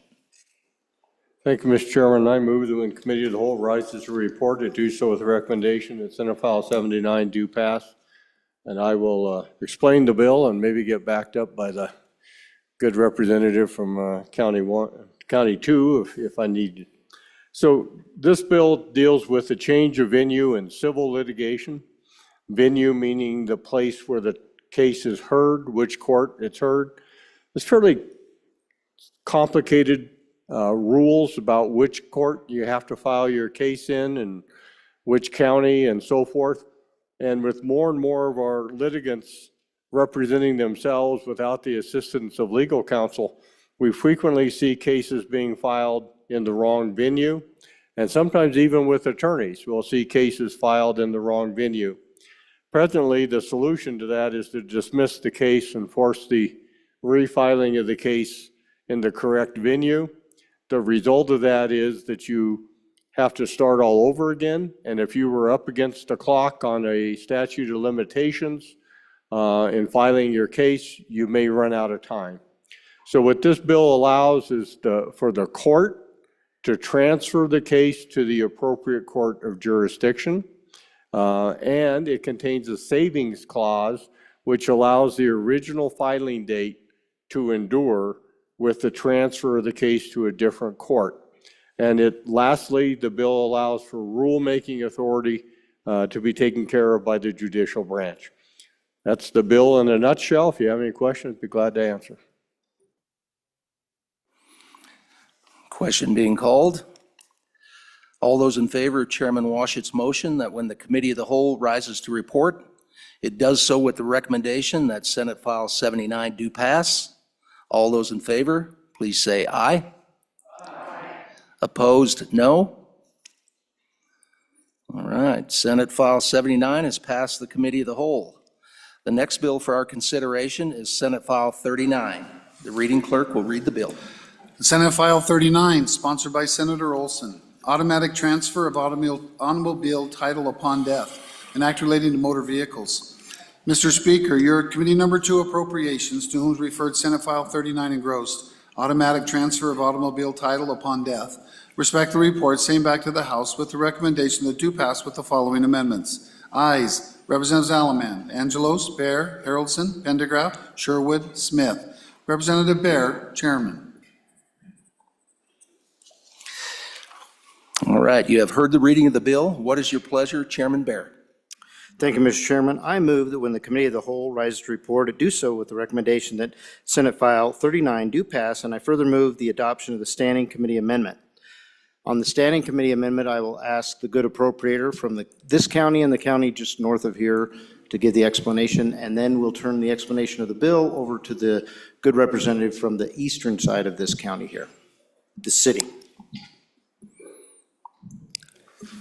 Representative Harrelson, please. Thank you, Mr. Chairman. So the Standing Committee Amendment number 1, we did some cleanup on this, some of the things just to kind of more conforming language. And we had a discussion. The first one would be on that page 3, line 2. And we said there that whenever someone brings in a record of form, and I want to be careful because we'll have to dive into this bill and talk a little bit more about it. But in this situation, what we're talking about is when someone who has an automobile and maybe a small amount of cash to their name, they don't get into a place or a point where a trust or a will is what we're going to be riding underneath there. They have the opportunity to file with the county the opportunity for there to actually be a recorded form for that automobile. And that's all the more I'll explain. That way the good bringer or the good co-sponsor of the bill can explain it more. But with that, we saw that there was just conforming language issues, and we would have required them to bring the original form with them. Well, what if that got lost? So what we did say is the original form, the recorded form, or a copy of that form, something that they could go and request. So that is one of the changes that we brought with the amendment. The other is this: we deleted proof of death and inserted a certified copy of the death certificate. That's an alignment with statute. And then also we got rid of that proof of death and proof of that just conforms that language and brings in that certified copy of death certificate. And then we just kind of brought some more conforming language in with the rest of that. So would stand for any questions on the amendment. Call a question.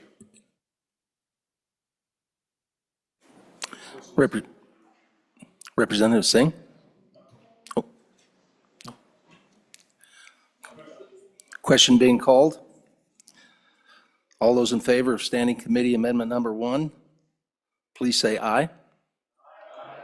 Opposed, no. Standing Committee Amendment number 1 has been adopted. We're now back on the bill.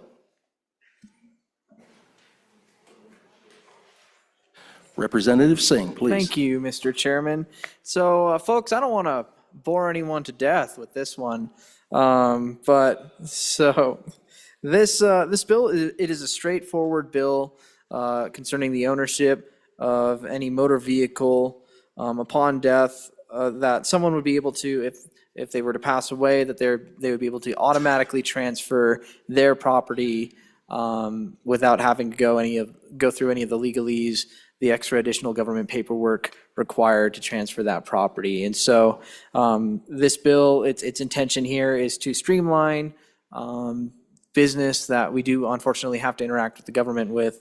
And so I don't want to belabor the point here. So unless there are any questions, I stand here for any questions. All right. Question being called. All those in favor of Chairman Washet's motion that when the Committee of the Whole rises to report, it does so with the recommendation that Senate File 79 do pass. Oh, I am so sorry. Question being called. All those in favor of Chairman Bear's motion that when the Committee of the Whole rises to report, it does so with the recommendation that Senate File 39 do pass. All those in favor, say aye. Aye. Opposed, no. Senate File 39 has passed the Committee of the Whole. The next bill for our consideration is Senate File 181.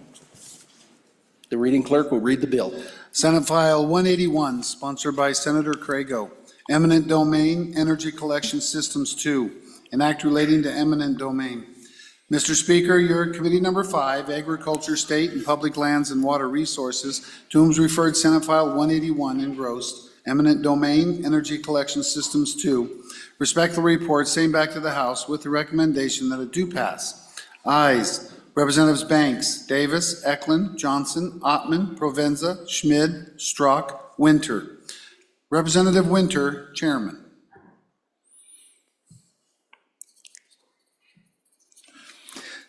You have heard the reading of the bill. What is your pleasure, Chairman Winter?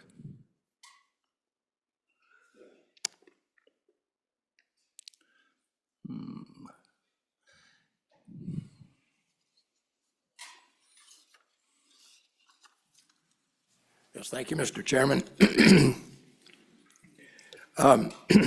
If you could give me a couple of minutes, then I could come back up and follow through with this, but you caught me flat-footed. I'm sorry. That's fine, Chairman. Thank you.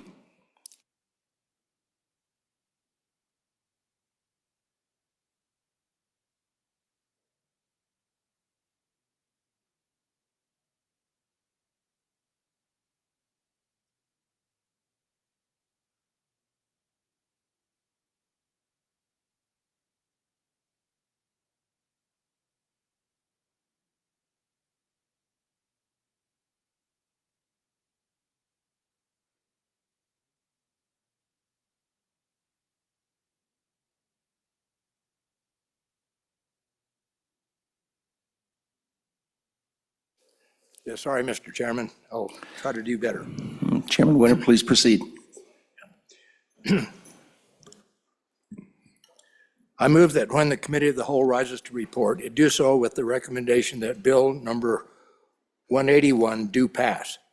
And there, as far as I know, there are no amendments, so I'll try to get through this for the House.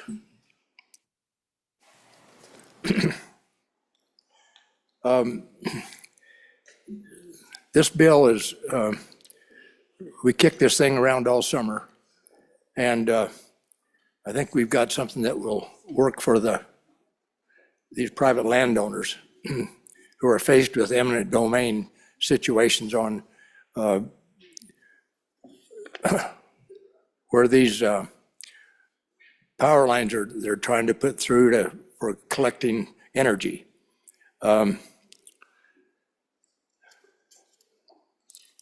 So we're providing compensation standards for condemned property as specified, requiring proof of compliance and notice of condemnation as specified, providing requirements for existing easements, providing definitions, making conforming amendments, and so forth.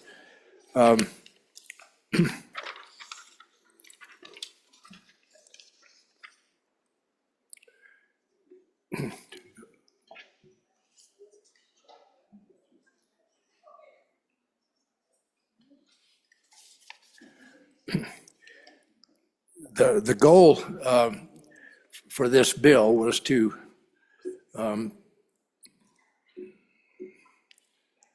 this is the wrong one. Anyway, we wanted to do what we could to eliminate problems for private landowners, and in so doing, we've made some changes to the eminent domain statute.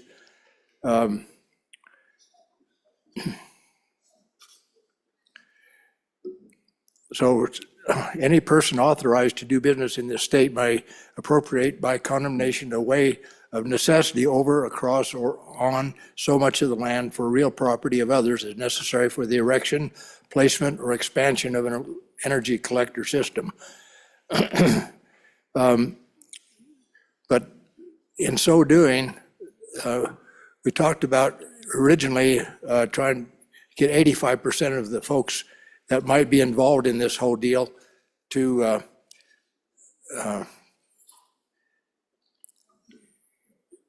get the thing accepted. But so that has now been changed to 67%. In other words, 2/3. So if there's only 3 or less people, it just makes more sense when you, percentage-wise, as to how much we're gonna, or who's gonna win out on this deal. So, yeah, I guess it's 66% instead of 67, but it's 2/3 anyway.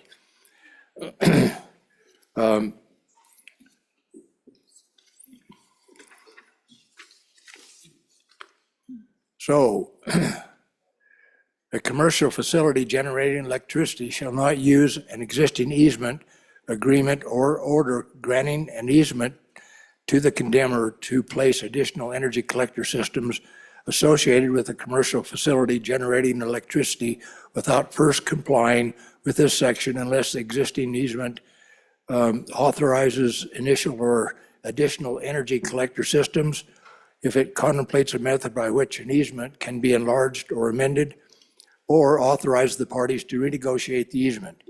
So it goes on and on here, but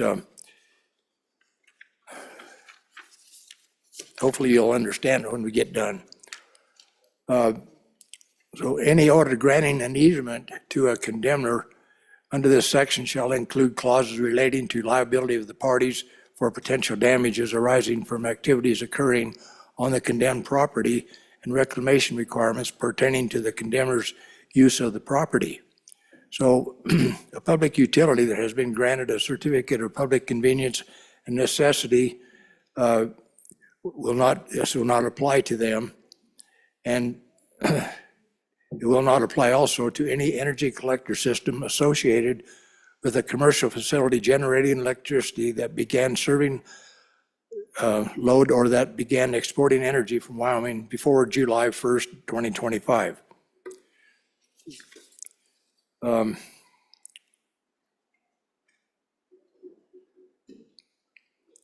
So energy collector systems associated with a commercial facility generating electricity means the conductor infrastructure, which includes conductors, towers, substations, switchgear, and other components necessary to deliver power for any commercial facility generating electricity up to but not including electric substations or interconnections facilities associated with existing or proposed transmission lines that serve load or that export energy from Wyoming. So a commercial facility generating electricity means any commercial plant, property, or facility generating electricity from any source for the purpose of selling electricity. So that's about it. I'll try to answer any questions.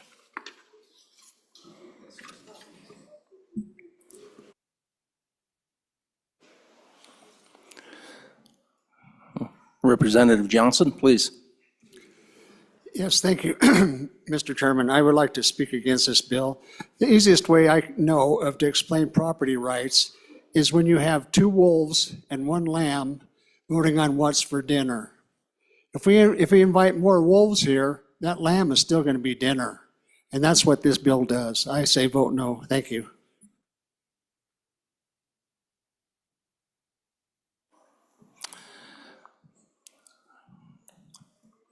Representative Eklund, please. Mr. Chairman, so this is a little different situation than that. We have eminent domain in Wyoming, and it's constitutional, and it'll more than likely remain there. This bill came about, we've worked on it for, I think, about 3 years, last session and this one too. There was a move to just remove any eminent domain at all on these collector lines, and that's essentially what killed the bill in committee. So what it does is creates a little better balance. We had an incident, it was in, all I can say, Weston County was a big problem. The state was brought into it. The energy wind farm caused quite a stir up there. And so we decided we might try to impose the moratorium on this kind of eminent domain. We had imposed that a few years earlier and hadn't had much trouble because of it. This time we've had a lot more resistance. We had the help of probably the most prominent land attorney office helping us to craft something that would work for everybody. This is a private property rights bill. It protects the rights of both sides, the ones who want the wind chargers on their farm and the collector lines and what have you, and it protects the rights of those who don't. I think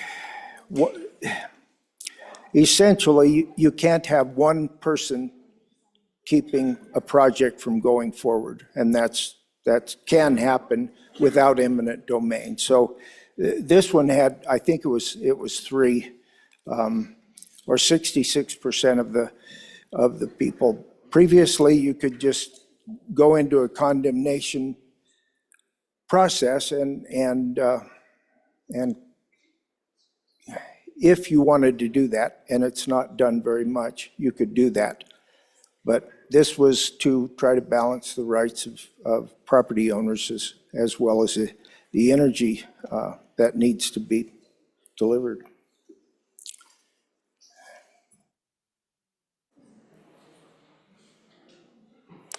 Representative Banks, please. Thank you, Mr. Chairman. So some clarity on this. This does not make eminent domain easier to use. I'll clear that up. This is putting sideboards on the deal because this body rejected an all-out ban on eminent domain. So this is the next step down of, hey, we're going to put some sideboards on it. We're going to make it so a public utility still goes through the same things that they have to go through. But private companies, there's no reason, no purpose that private companies need to have eminent domain unless they have the agreements in place. Excuse me, what we prefer is they have the agreements in place with the landowners. We did the math with a collaborated group. This legislation is evidence of a collaboration of landowners, of industry, and of committee members to make this viable of the direction we want to go that makes it agreeable to landowners, most importantly agreeable to landowners, and they're in favor of how we ended up with this bill here, as well as for industry when they have input and they're needed to come together on these negotiations to make sure compensation is correct so that they get compensated for the value of their property, all of the things that fell into place that this legislation came about by putting sideboards on this practice to protect our private property rights. Thank you. Representative Davis, please. Thank you, Mr. Chairman. Just a little more information on that. You know, this was brought about and worked for a couple of years there in Ag, and this was the bill that we worked the most. This was the preferred way to go, but the vote of the committee was they wanted a mandate. Well, a mandate occurred 10 years ago, all right, when wind and solar wind then, it wasn't any solar, when it first reared its head, you know, we put a mandate on it in the state, and then wind died, so this issue went away. Then wind is back, along with solar. So what this bill does is give us a better deal as landowners with the math formula through there. It protects it addresses the liability, which isn't there currently, to the landowners from the person that is using the crossing with them. And then thirdly, it identifies the right-of-ways not to allow them to have a second line in an existing right-of-way. It makes them go and negotiate another right-of-way with the landowner. And as a good representative before said, this is about the compensation and how that was together in that. So this is a very good bill, and it was something that we had been working on for a couple of years, and I think it deserves an aye vote. I think this is a very good bill, and it protects the private property rights of these landowners out there. Representative Kelly, please. Thank you, Mr. Chairman.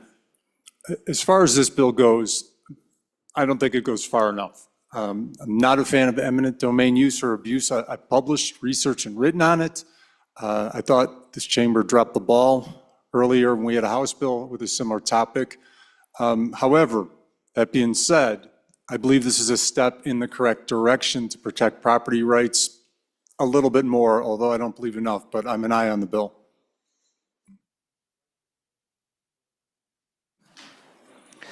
Question being called. All those in favor of Chairman Winter's motion that when the Committee of the Whole rises to report, it does so with the recommendation that Senate File 181 do pass. All those in favor say aye. Opposed, no. Senate File 181 has passed the Committee of the Whole. We're done?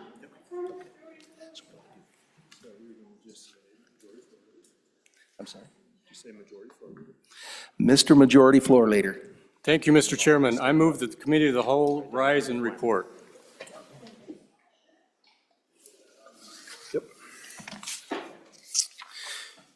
You have heard the motion.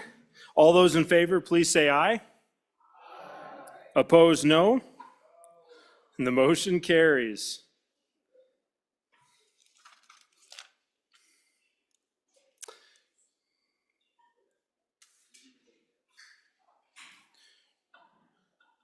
Reading clerk, please read Committee of the Whole.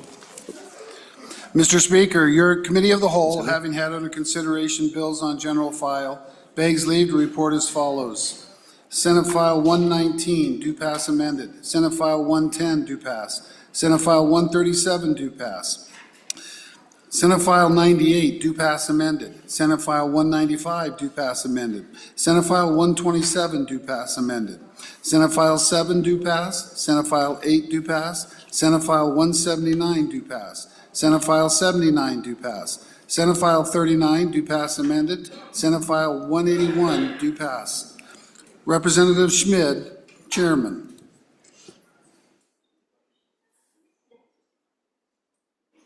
I move the adoption of the Committee of the Whole report.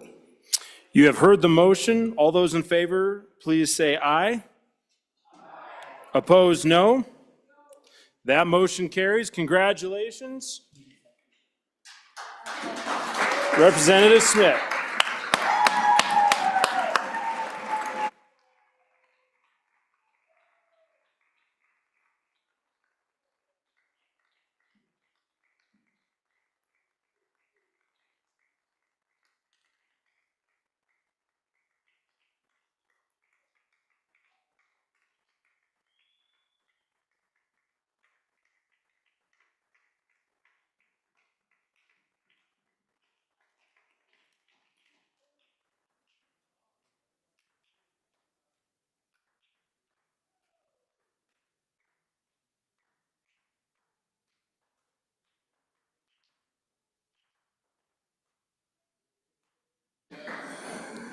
Thank you.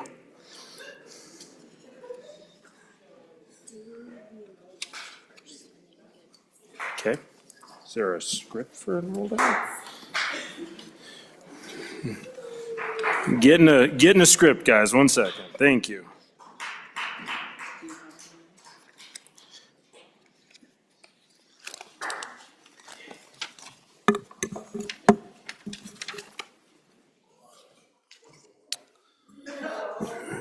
We are at that order of business of signing enrolled acts.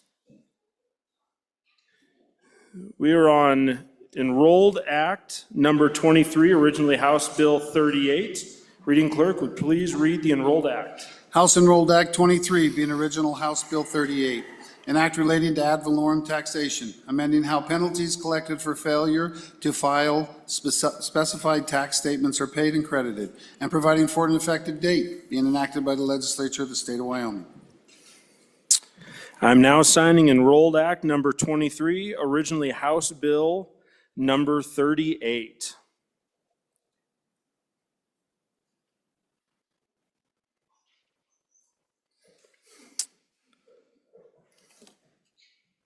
I have so signed.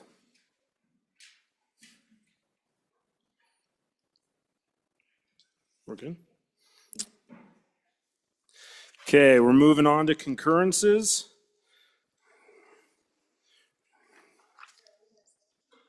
They are on the website. We have 2 of them that we're going to be looking at.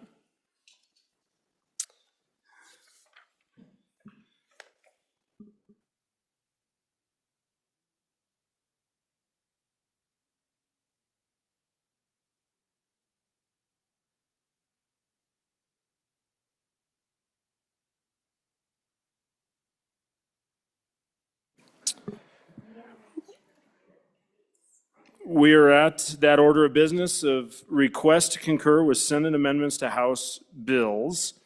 The first message for our consideration is message number 32, originally House Bill, Senate file number 32. Reading clerk would please read. No. Okay. What was that? Yeah.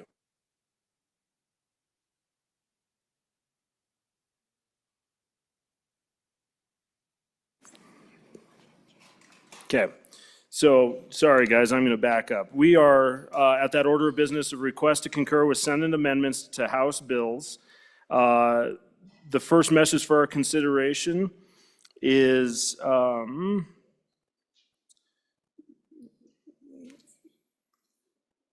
there's no message number.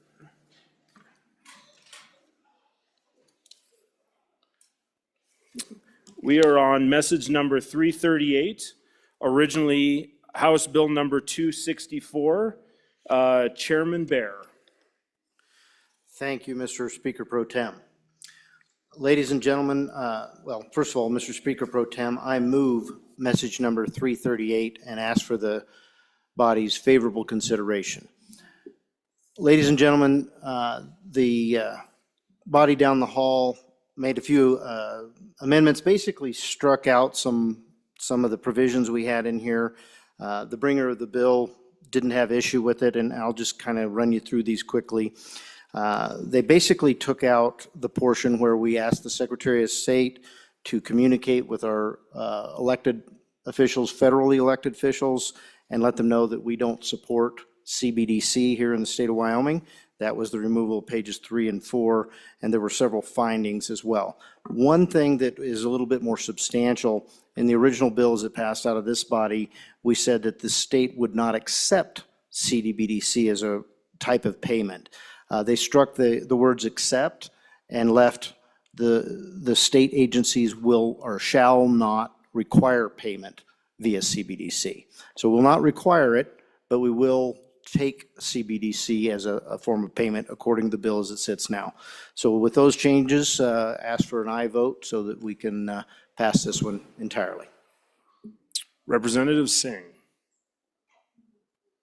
Thank you, Mr. Speaker Pro Tem. Wow, this mic was really tall there for a second.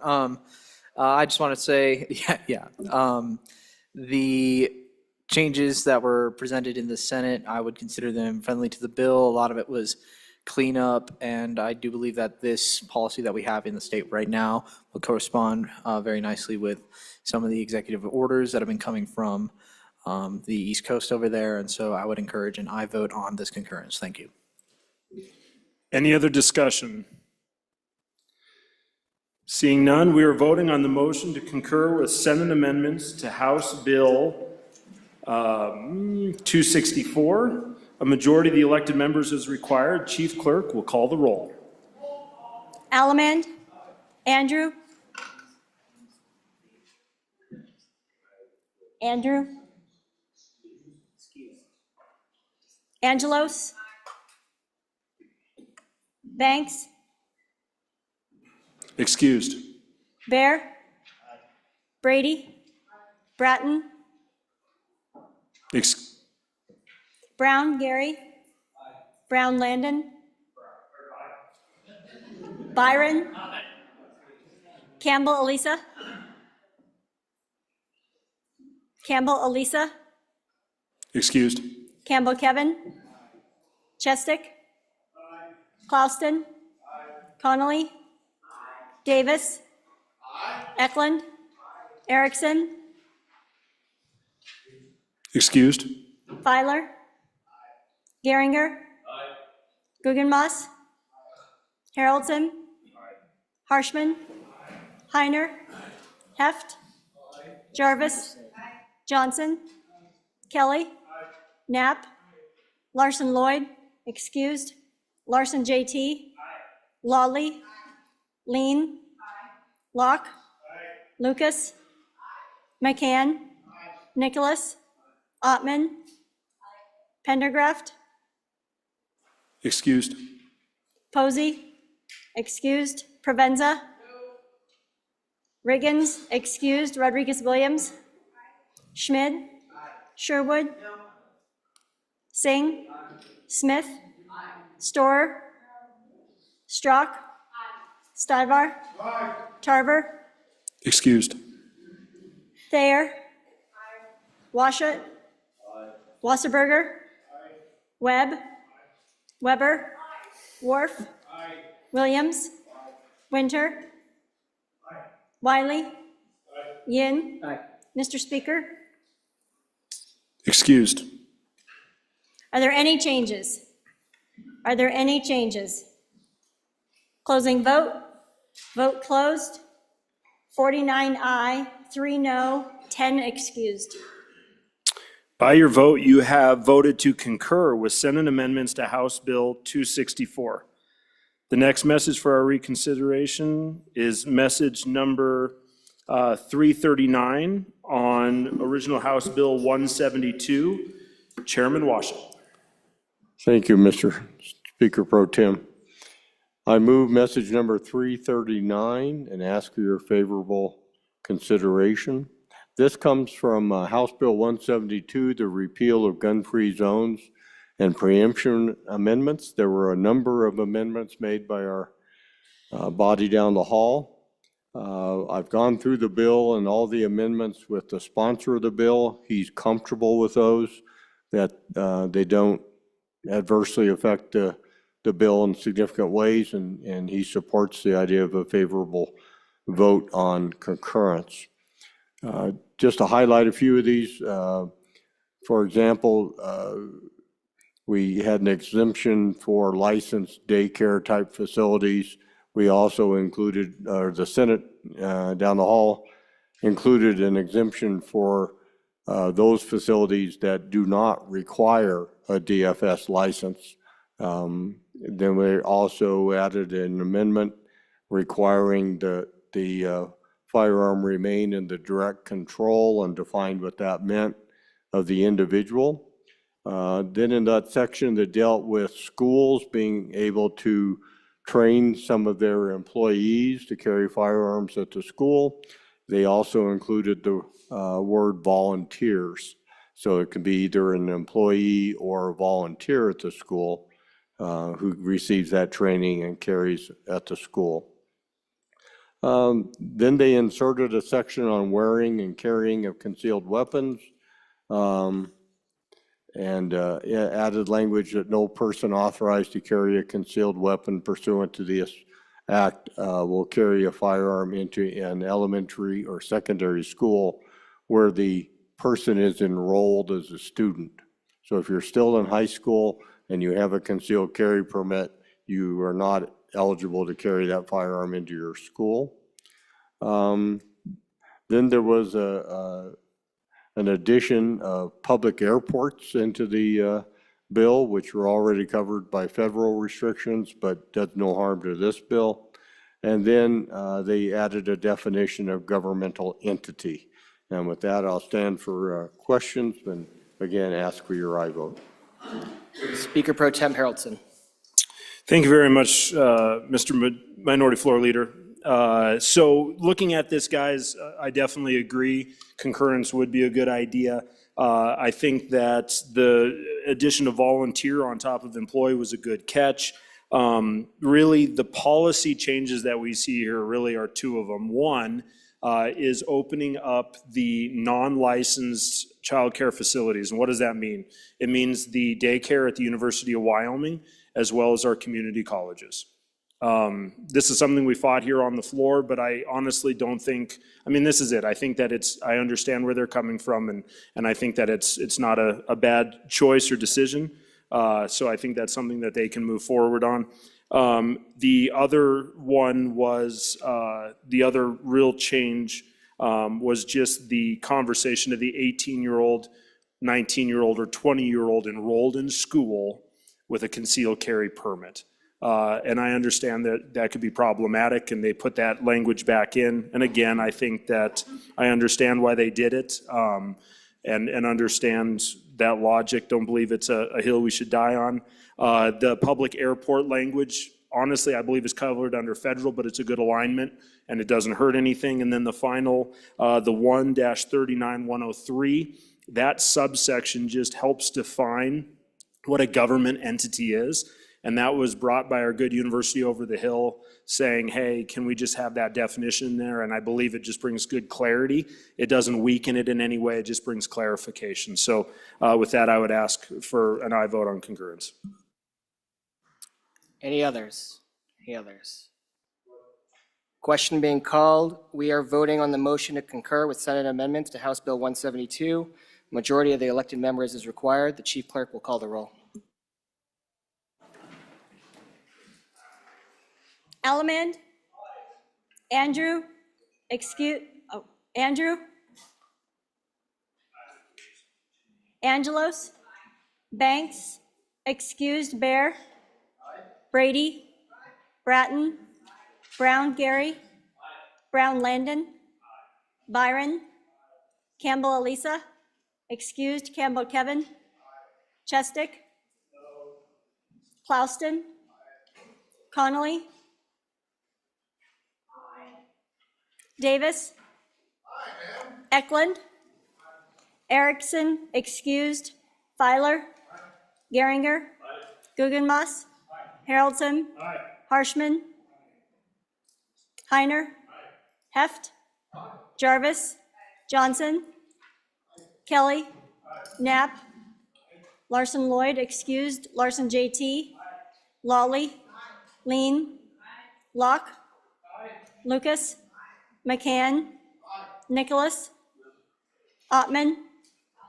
Pendergraft? Excused. Posey? Excused. Provenza? Riggins? Excused. Rodriguez Williams? Schmid? Sherwood?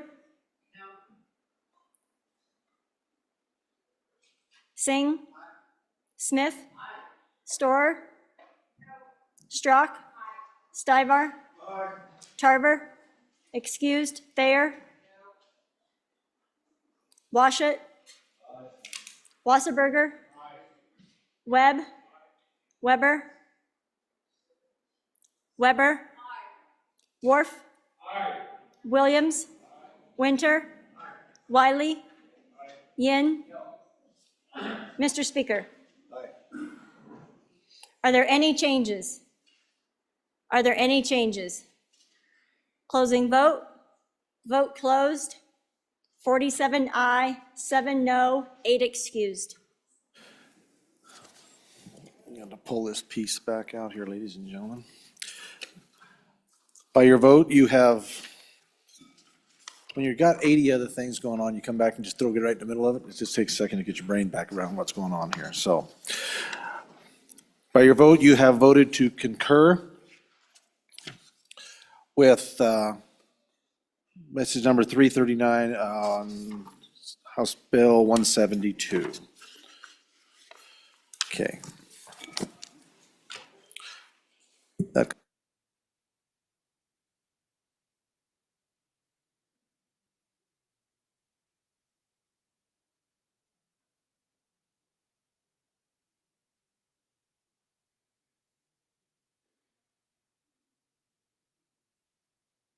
Okay, we've got some concurrences here that we need to be able to name some committees to in regards to message number 333.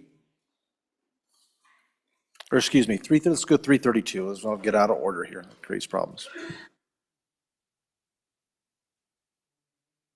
We can't figure out how to make that now either. Naming committee, Geringer is chair. Singh and Nick. Bill number 32. Unpaved roads, speed violence, Senate File 32, I'm sorry.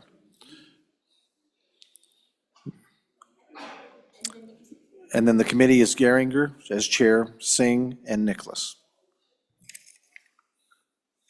That was message 332. As concerning message 333, this is in regards to Senate File number 84, Country of Origin Labeling, USA Beef.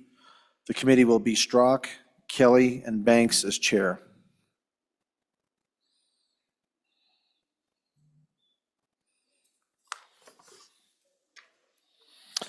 Okay.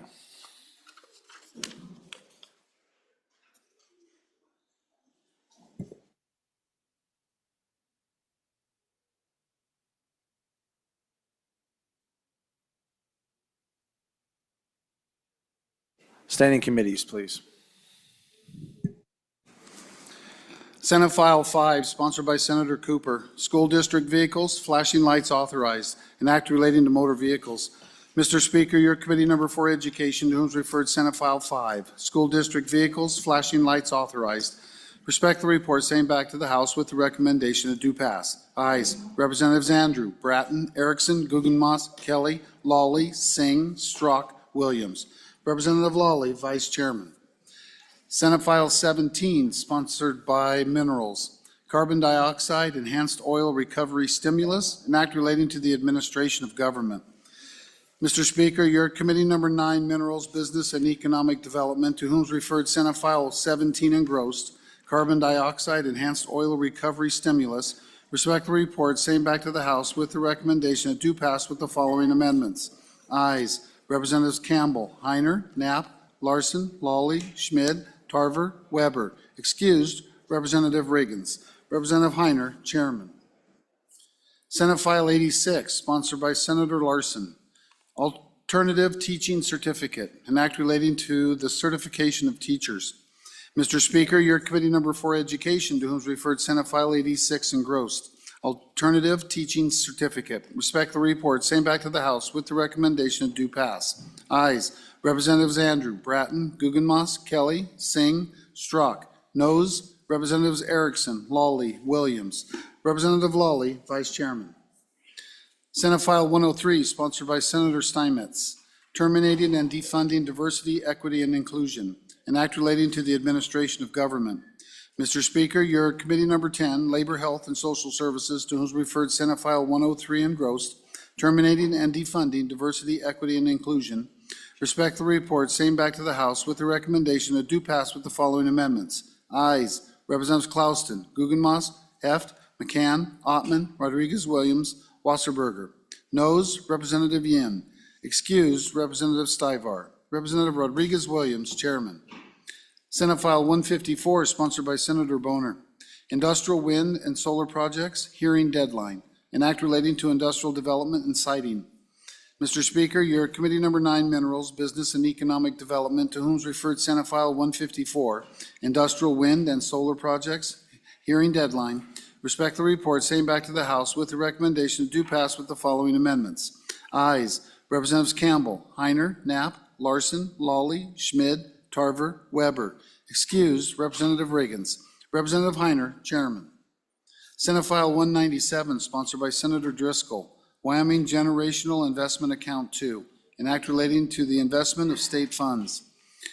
Mr. Speaker, your committee number 2, Appropriations, to whom is referred Senate File 197 engrossed, Wyoming Generational Investment Account 2.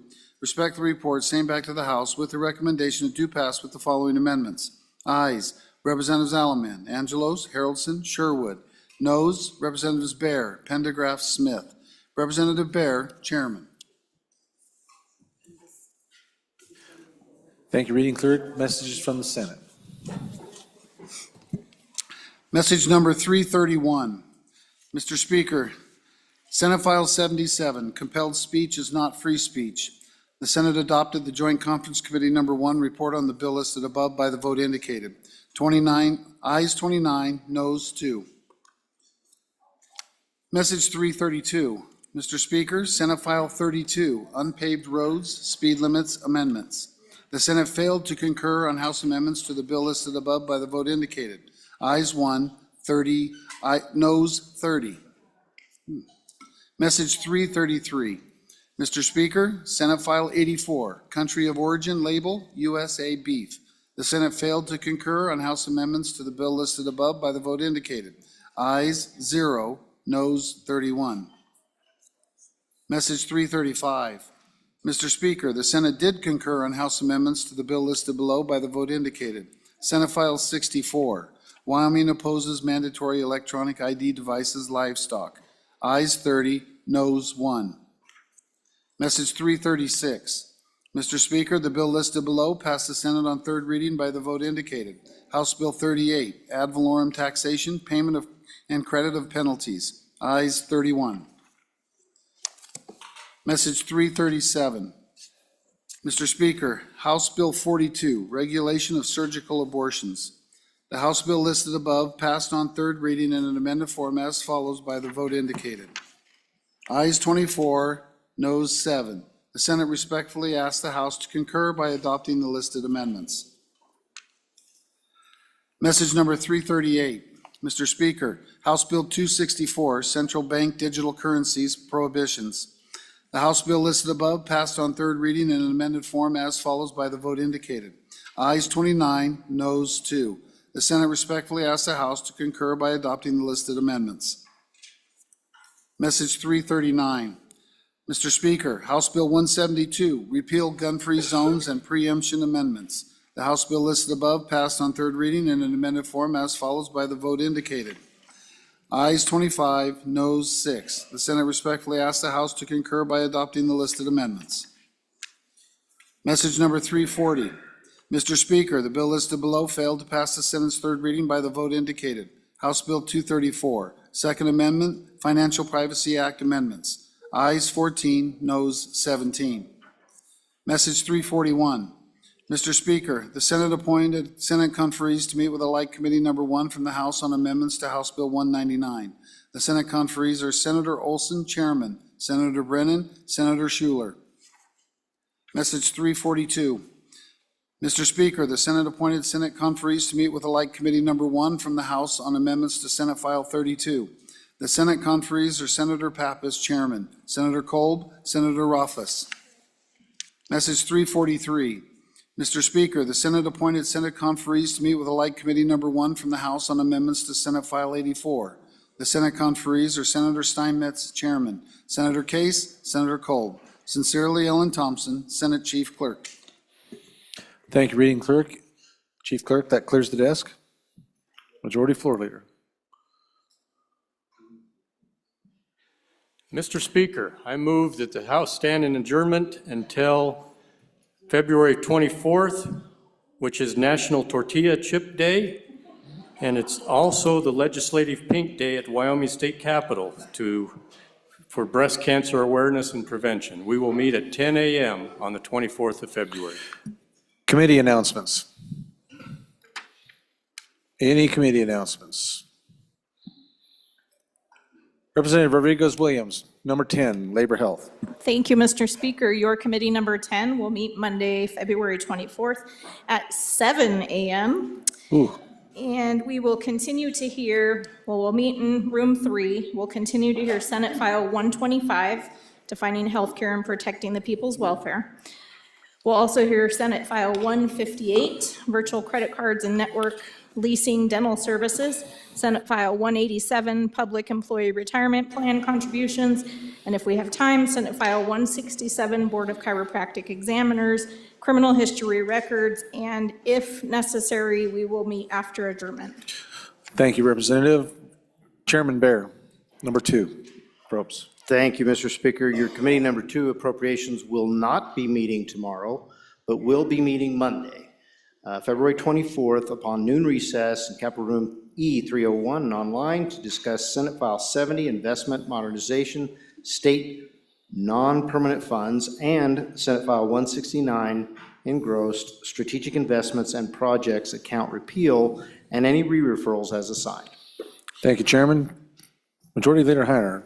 Thank you, Number Mr. 9, Minerals. Thank you, Mr. Speaker. Your committee number 9 will be meeting on Monday at 7:30 a.m. to consider 3 Senate files, Senate File 97, Trust Code Revisions, Senate File 104, Probate Code Revisions, and Senate File 132, Protecting Critical Infrastructure and Systems from Drones. Thank you, Chairman. Chairman Knapp, number 7, Corpse.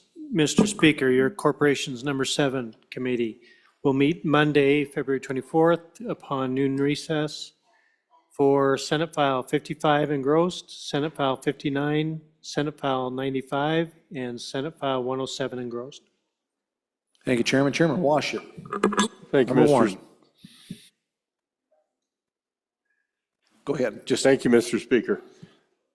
Your committee number 1, Judiciary, will meet at 7:30 a.m. on Monday to hear 3 bills, Senate File 115, Judicial Review of Agency Actions, Senate File 160, Treatment Courts Amendments, and Senate File 10, Settlement Agreements for Minors. Thank you, Chairman Washut. Any other committee announcements? Seeing none, you have heard the motion of the good majority floor leader. All those in favor signify by saying aye. All those opposed, no. The House stands adjourned until Monday, 10 a.m. Have a safe and travel home safely, ladies and gentlemen. Good weekend.